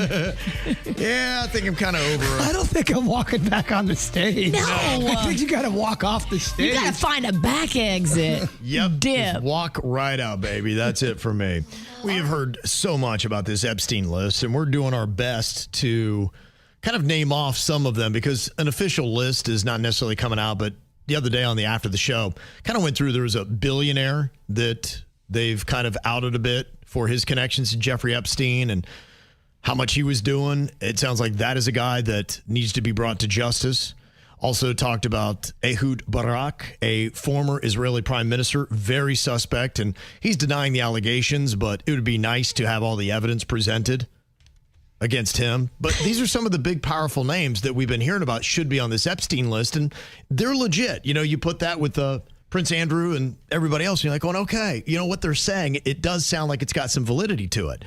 But are we ever going to get this list? And why the heck is the government still holding on to it? Now, apparently there is somebody who's not in the government that has the list. And it's the ghostwriter for Virginia Giuffre, who was originally from Royal Palm Beach. Now, unfortunately, she committed suicide not long ago, supposedly. Supposedly. But she had all the names and went through them with this ghostwriter. And she said, I've got them. And I know that the FBI and the DOJ also has them. She said they have recordings and materials from all the work to back up the claim as well. So it's not just one girl claiming that these things happened. Apparently she's got whatever evidence she had that could be used in a court of law against the people on this list. So she's just saying, hey, you know, they're saying they don't have anything or there's no list or whatever. She said that's a bold-faced lie. There is a list. They've got the information. They got some proof to go along with it. Oh, this lady's good as dead. Well, they asked her, they said, well, if you got it, why don't you release it? She said, nuh-uh. She said, I will be killed. She said, that's it. And you'll be killed just for having it. What are you talking about? right. Yeah. I imagine she'll probably suicide herself sometime soon. Look for her to be the latest one that commits suicide. And you're like, what? Yeah. What are you thinking about? What are you thinking about? What's on your mind? Are you thinking about? What are you thinking about? What you thinking about today, Jbird? Well, today's a fun day for me because after the show, one of our little KVJ Nationers, Ryder, is going to be coming in, and I'm going to give him a studio tour, but he's also really big into parody songs. Oh. And I thought, you know, our schedules weren't able to kind of link up until today, and then it hit me. I go, there's a reason why Ryder was supposed to come in today. It's Weird Al Yankovic's birthday. Yes, right. Mm-hmm. Yeah, we were talking about that earlier. And that's perfect. And I know Ryder's listening right now, and he's excited to come in and meet everybody. He's 7 years old. He's got a heart of a champion, and he likes to do parody songs. So he's going to try to, me and him are going to sit down and try to, come up with a little something for him to work on. I love it. And he's got his own YouTube page, and his mom sent me a picture. I'm putting it on KVJ TV. It's Ryder with a big old Bigfoot. Okay. Isn't that awesome? Yeah. So, Ryder, looking forward to meeting you today, bud. We're going to work on some parody stuff. Okay. Love it. Fun stuff. What's on your mind today, Virginia? Well, I've been struggling recently with lip gloss. And I know you're guys, you don't get it, but finding the perfect shade of lip gloss really is important. And everybody's got a color. And they've got colors that look good on them, and then they've got colors that look bad on them. And I've got plenty of free samples over the years that I've tried, and they look bad on me. So I kind of know what my color scheme is. So I've been shopping recently. At Sephora and Ulta, you can try them on. You can put a little bit on your hand and test the color and make sure it looks right. And I've been like, yeah, that looks great. And then I'll get it home, and it looks terrible. I'm like, what is going on here? I've been doing this time and time again. I put them on my hand in the store. They look fine. I get them home. They look terrible. Dude, that just happened to me at TJ Maxx. With lip gloss? No, but with outfits I put on that I'm like, dang, this is hitting. And then I got to my house and I go, I look like Humpty Dumpty. I don't know if there's trick lighting. Well, I can't tell you about your store, but I can tell you in my case, I think I'm the problem. Okay. So follow me when I go into the store, Sephora, Ulta, and I'm reading the fine print on the makeup to see what color lip gloss it is. I'm wearing my readers. Mm-hmm. What do you see about my readers? They're yellow. They're tinted. Mm-hmm. I've been putting the wrong color on my lips because I'm using tinted lenses like a dumbass. And then I get home each and every time and I'm like, why does this look so bad? It didn't look this way in the store. And I almost went into Sephora and complained. Gosh, I wish you would have. I'm so glad I figured it out. Oh, dude, our peepers are getting the best of us because I painted a wall yesterday and didn't realize I painted it 2 different colors. and it doesn't look good. It's not like, does it kind of meld? No, it clashes. Yeah. Aging eyes will get you. And I'm also annoyed with myself because I keep my house very dim, like Dracula's lair, and I'm like, dude, put a light on. What are you painting in the dark for? What's on your mind, Cav? I quit something. I'm one of those people when I get some information in my head, I can't do it anymore. And bottled water is in my head. I can't even consume it anymore. And it put me in an awkward situation because, of course, I mentioned, I'm like, I got to find some water. I'm so thirsty. And like going, here, this is a fresh bottle. It's cold. You can have it. And I was like, oh, thanks. And I don't want to say anything.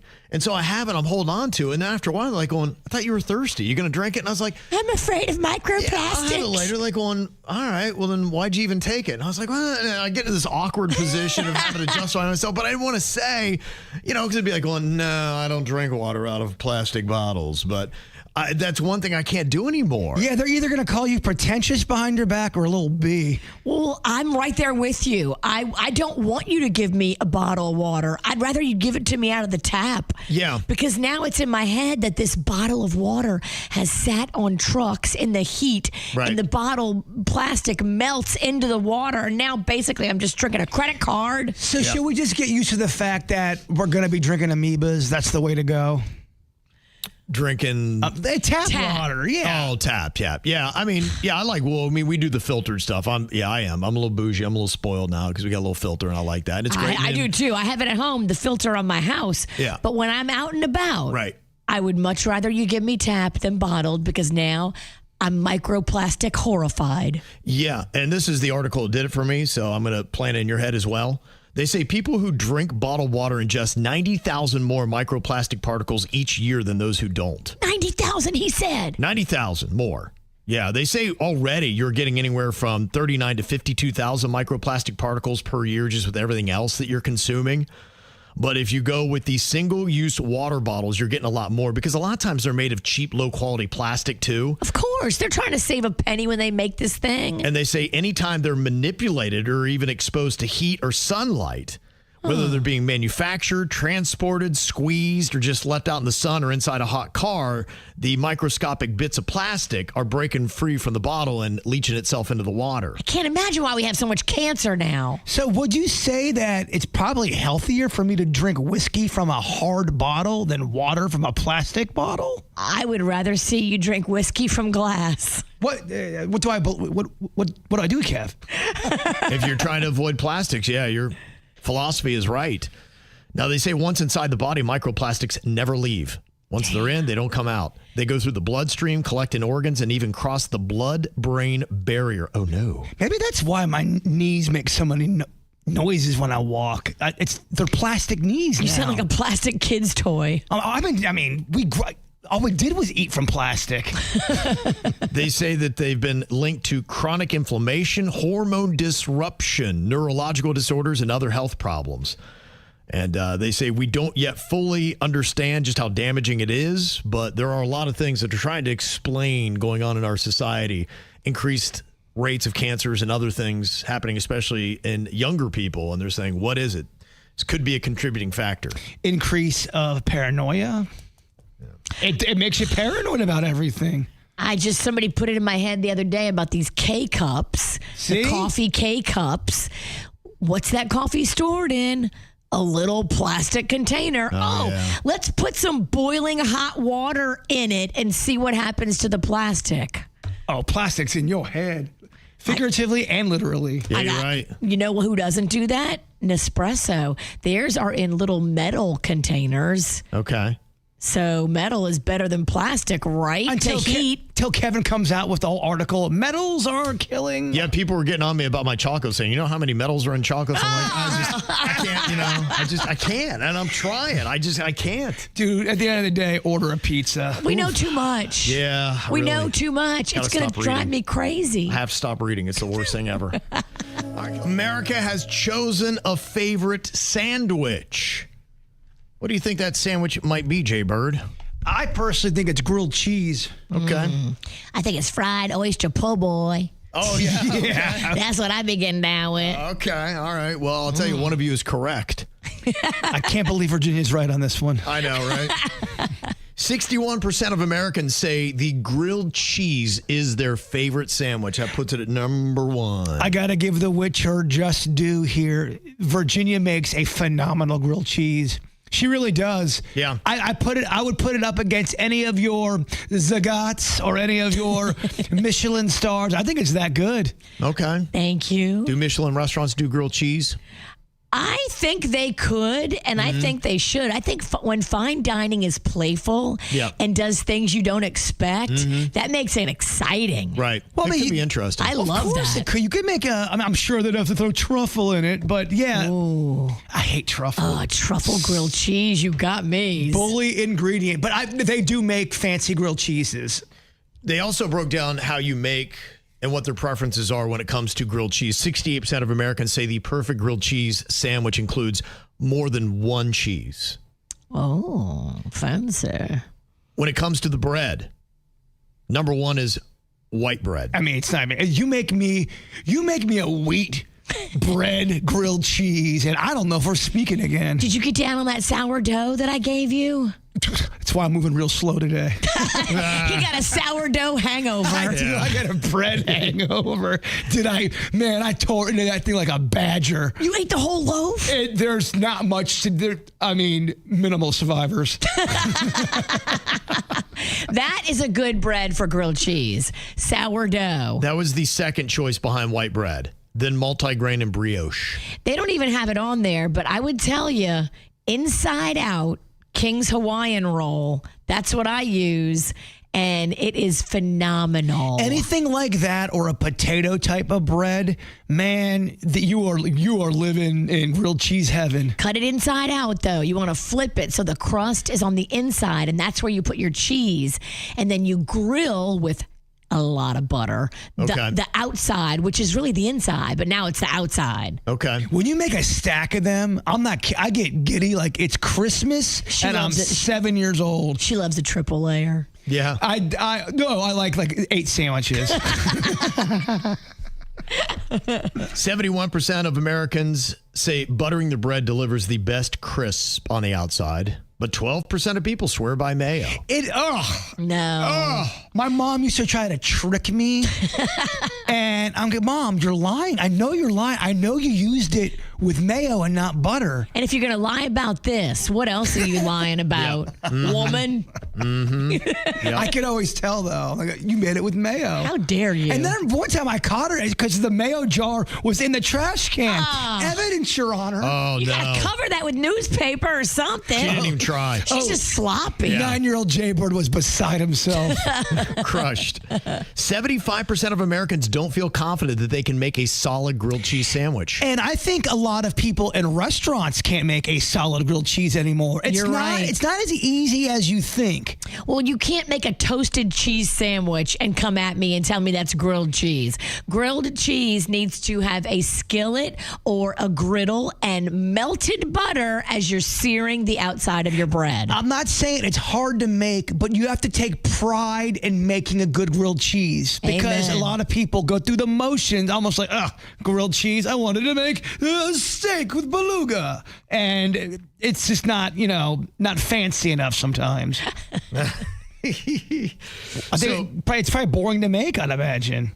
I think that it's just like some chefs consider it beneath them. And they're like, I got to make a grilled cheese. It's not even on the menu. Kevin, I've gotten that attitude before. Why is this clown in my restaurant? From fancy chefs. Absolutely. Well, it feels like something that maybe little kids eat, or you just have it on a rainy day with some tomato soup. And I think, it's really had a good run here lately. I think the grilled cheese sandwiches are taking a life of its own. And for it to be number one, that's pretty impressive. What you would think I'd be a fan of, and I'm kind of not, I think it's almost overdoing it, or you have to know this skill. You ever take cheese and put it on top of the bread and melt it within the bread as a topper kind of a thing? Totally, like a crust. Yes, but you got to know what you're doing, though. You do have to know what you're doing, and you can't let it get too hard because then it's inedible. It can ruin the sandwich. Yeah.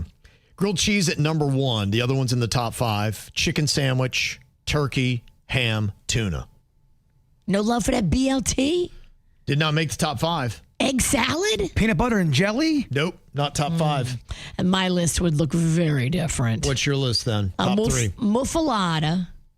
Muffalata is what? It's a Italian New Orleans sandwich made with like 8 different meats, 3 different cheeses. And you have this like tapenade with like all these little vegetables. Yep. And it's so good. It's a big round sandwich. Okay. You can cut it into 4s and share it with 3 friends. It's huge. Then you've got, your shrimp po' boy, oyster po' boy. So po' boys, you put at number 3. Then you got your French dip. Oh, that's so good. A French dip sandwich. Yeah, those are great. Oh. Little au jus. Au jus, it better be wet. Yeah, that Portello's sandwich they do. Yeah. The beef. Mothers in New Orleans. Yeah. Just make it wet, baby. What's your top 3 sandwiches, Bird? I can't answer that question. It's too big, Kevin. Okay. It's too big. There's another underrated sandwich that I absolutely love. The Fluffernutter. Yeah, with peanut butter, baby. Peanut butter, a little marshmallow cream. Man, love those. If you want to get real sleazy with it, you slap that thing with a ton of butter, and then you put that on a little skillet and melt it down. Yeah. You And, can just sit on your couch and wait for that heart attack. Well, Jimmy John's getting a little bit of hype. They're bringing back one of their popular sandwiches. The Pickle Witch is back. Yeah. Does that get you going? It does not.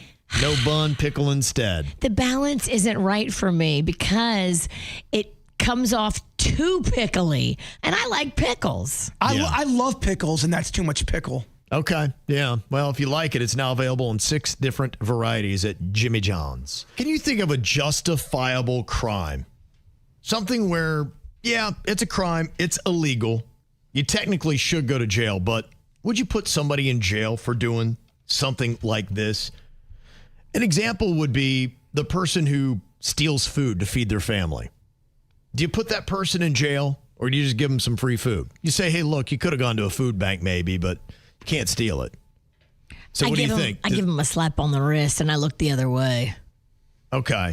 If someone was to hurt my family or someone I loved, I don't know, man. If you've ever been mean to my kid, just know I will never forget. And I'm just waiting till the day that I can exact my revenge and hurt you on a deep level you've never experienced. I feel like there's a lot of people out there, if they did it that way, where they were smart about it and you hurt your loved ones, yeah, I can see a lot of people doing a little street justice. And I think somebody, like the guy that shot the one kid or the one guy that was molesting his son. Yeah, I'm saying not guilty. He waited for him. It was in Texas, and his sensei was doing terrible things to the kid, and the dad waited by the telephone booth as they're walking him into court, shot him, killed him, and Texas said, "You're good. No time Right, for you." yeah. I like the way Texas looks at And things. I mean, if you read every comment, everyone's like, "That guy's a hero." Most of the comments, I should say. Yeah, there was another example. Marianne Bachmeyer, she shot the guy who raped and murdered her 8-year-old daughter in the courtroom during his trial. Good for her. She did get 6 years, but she was released after 3. Perfect. I'll do the 3 smiling. I bet you did the 3 smiling. Yeah. Yeah. You're a hero. You did what every other mother of a victimed child wanted to do. You are the poster child for good mom. What do you think about that Gypsy Rose Blanchard story? Her mom that was a mess. kind of twisted, and then she wound up offing the mom. If all that really happened and that's how it went down, I watched, the drama version of it that was with actors. Is that how it went down? If that's how it went down, I don't blame her for wanting to kill her mom. I just think that, it was real messy because she got away from her mom, and I think she was like starting to live a good life, right? I don't know. I was on episode 7. Me and my sister from Oregon was watching it, and it was during Christmas time. I'm like, Merry Christmas. I know. I go, this is too much, man. I got gypsied out, man. It was a lot. So I didn't know the ending. Yeah. And she didn't do it. Didn't she get some dude to do it? I think so, but again, I didn't finish She's it. out and he's still in jail. I kind of want to watch a Christmas movie. Yeah. God blesses everyone. What about somebody that's selling drugs to pay for a necessary medical treatment for their kid? Does that person need to go to prison? Let's say they're doing it really well, like Walter White style from Breaking Bad. Well, you start doing that, you start blurring lines, and then you start making excuses for every piece of crime out there. Doesn't feel as justifiable. No, it doesn't. Well, we just know a lot of families that go through stuff, and they're not slanging rock, right? Yeah, totally. Yeah, they're struggling, but there's other ways to make money. You don't have to be a drug dealer. Mm-hmm. And then you're inviting who knows what other kind of element in. Right. That's not safe. We've all seen the drug shows. It never ends good. Right. What about somebody who is homeless breaking into somebody's place because a hurricane is coming? Should they have the book thrown at them? Or do you say, you know what? All right, we get it. Honestly, I'd be like, yeah, can you take me to jail? Because I think the hurricane won't get me in jail. So, yeah, lock me up. 3 squares a day? Yeah, during a hurricane. The problem I kind of have with that is a lot of times there are shelters.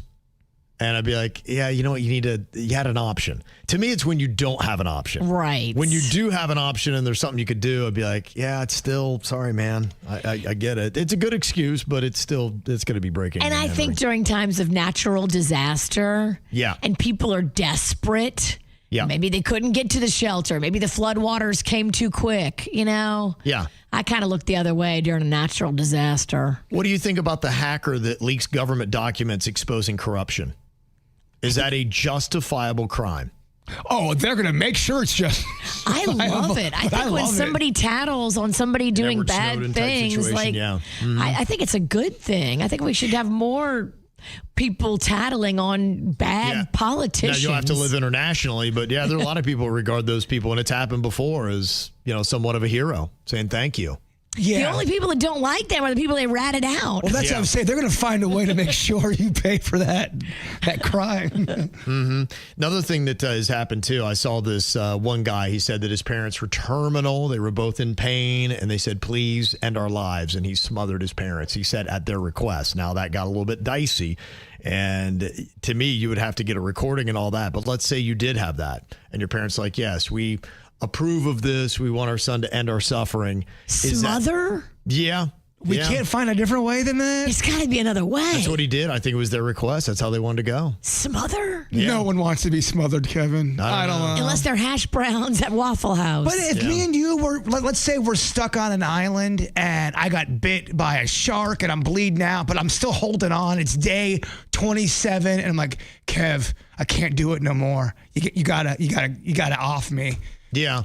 Let's say there's somebody that is in massive amounts of pain. You know what the inevitable is going to be. You just help them along and cut out some of the misery. We've seen 3 ships. They never saw us. A helicopter flew by.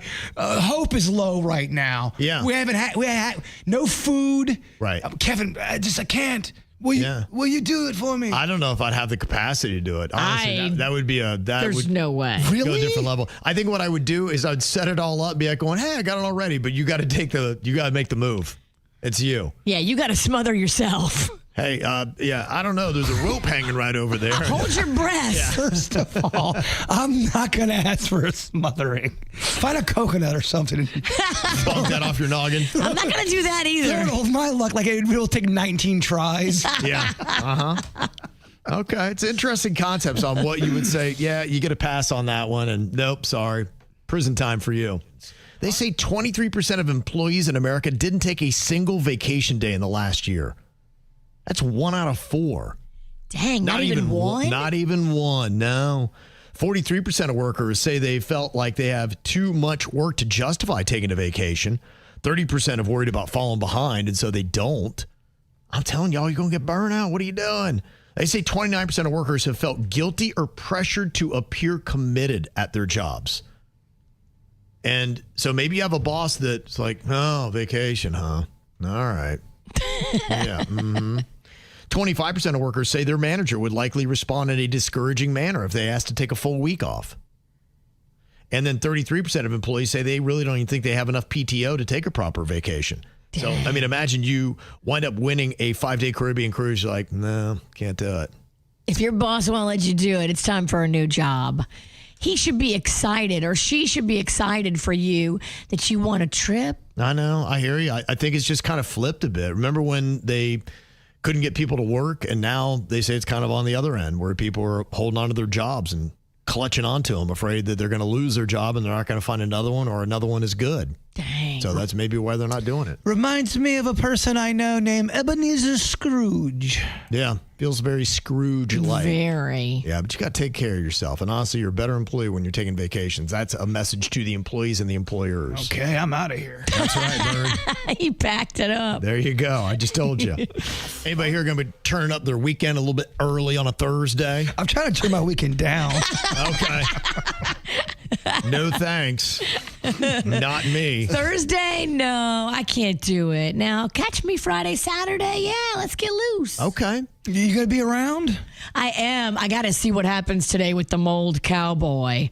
And I got to find out how much this mold extraction is going to cost me. That's going to... Sets the tone of your weekend. Very much so. If Mama don't have no money for margaritas, Mama's staying home. There is certain adult things where no matter what, at minimum it's going to cost $3,000, but probably more like $6,000.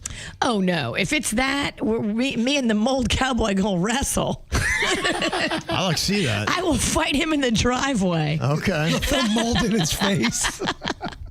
That's it. Keep the mold. We're good. Just leave it there. I'll clean it. Well, the Panthers have got a home game tonight against the Pittsburgh Penguins at Amerant Bank Arena. Oh, yes. A little hockey. Panda is very into the hockey. He's so happy it's hockey season. Oh, I bet. Yeah. You've also got a really good high school football game. Jupiter 8-0. They're undefeated. Wow. Your daughter's old high school, Virginia. Yes. They're coming by me to Palm Beach Lakes. It's 5-3. It's 6:30 game tonight. You can hear Virginia singing Macy Gray at the Parker in Fort Lauderdale tonight. I try to shake it by and I choke. Try to walk away and I stumble. Gosh, you're too good at that. You make me miss cocktails and karaoke. It sounds like I'm drunk. Yeah. And if you want to go to the theater, The Wiz is kicking off at the Kravis Center tonight. Going to be playing through Sunday. Yes, that looks so good. The Wiz, is that the Michael Jackson one? It's the Wizard of Oz. It's a retold version of it. It's so good. What was Michael Jackson? Was that the Oz? He had one. He had his own version of it back in the day. I don't know. I thought that was The Wiz. Maybe it was the Wiz. All right. Is Virginia making me sound dumb, or am I doing that myself? Well, Michael Jackson's not on the Kravis Center tonight. Well, no, I don't think so. Yeah, boy, can you imagine that? Oh, that would sell out. Yeah, that would be something. Other things you can check out theater-wise, you can also go and look at Life of Pi. That is going to be at the Broward Center this weekend. And then you got Clematis by Night going on, the West Palm Beach waterfront. More KVJ is on the way. It's called the After the Show. You're not going to get on the radio, though. You're going to get it on YouTube. And where you get your podcast, you can watch it live in just about 5 to 10 minutes. We'll be there. Or you can check it out on Spotify anytime you want, a little bit later. YouTube makes it very easy as well. You can get the regular show, and you can now get it without music and commercials, and then you can get the After the Show there as well, plus some other clips from the show. So go and subscribe and make that your own little KVJ TV channel. All right, Bird, if you would, why don't you go on ahead and wrap us up here? It is about time to do your thought for the day. Fear. Fear is not a wall. It is a door disguised as one. Bravery is simply deciding to push. Yes. Push that door. Push that door. It's not a wall. Walls Pennington. Yeah. Maybe I'm talking to myself. Walls to the door. Yeah, you're right.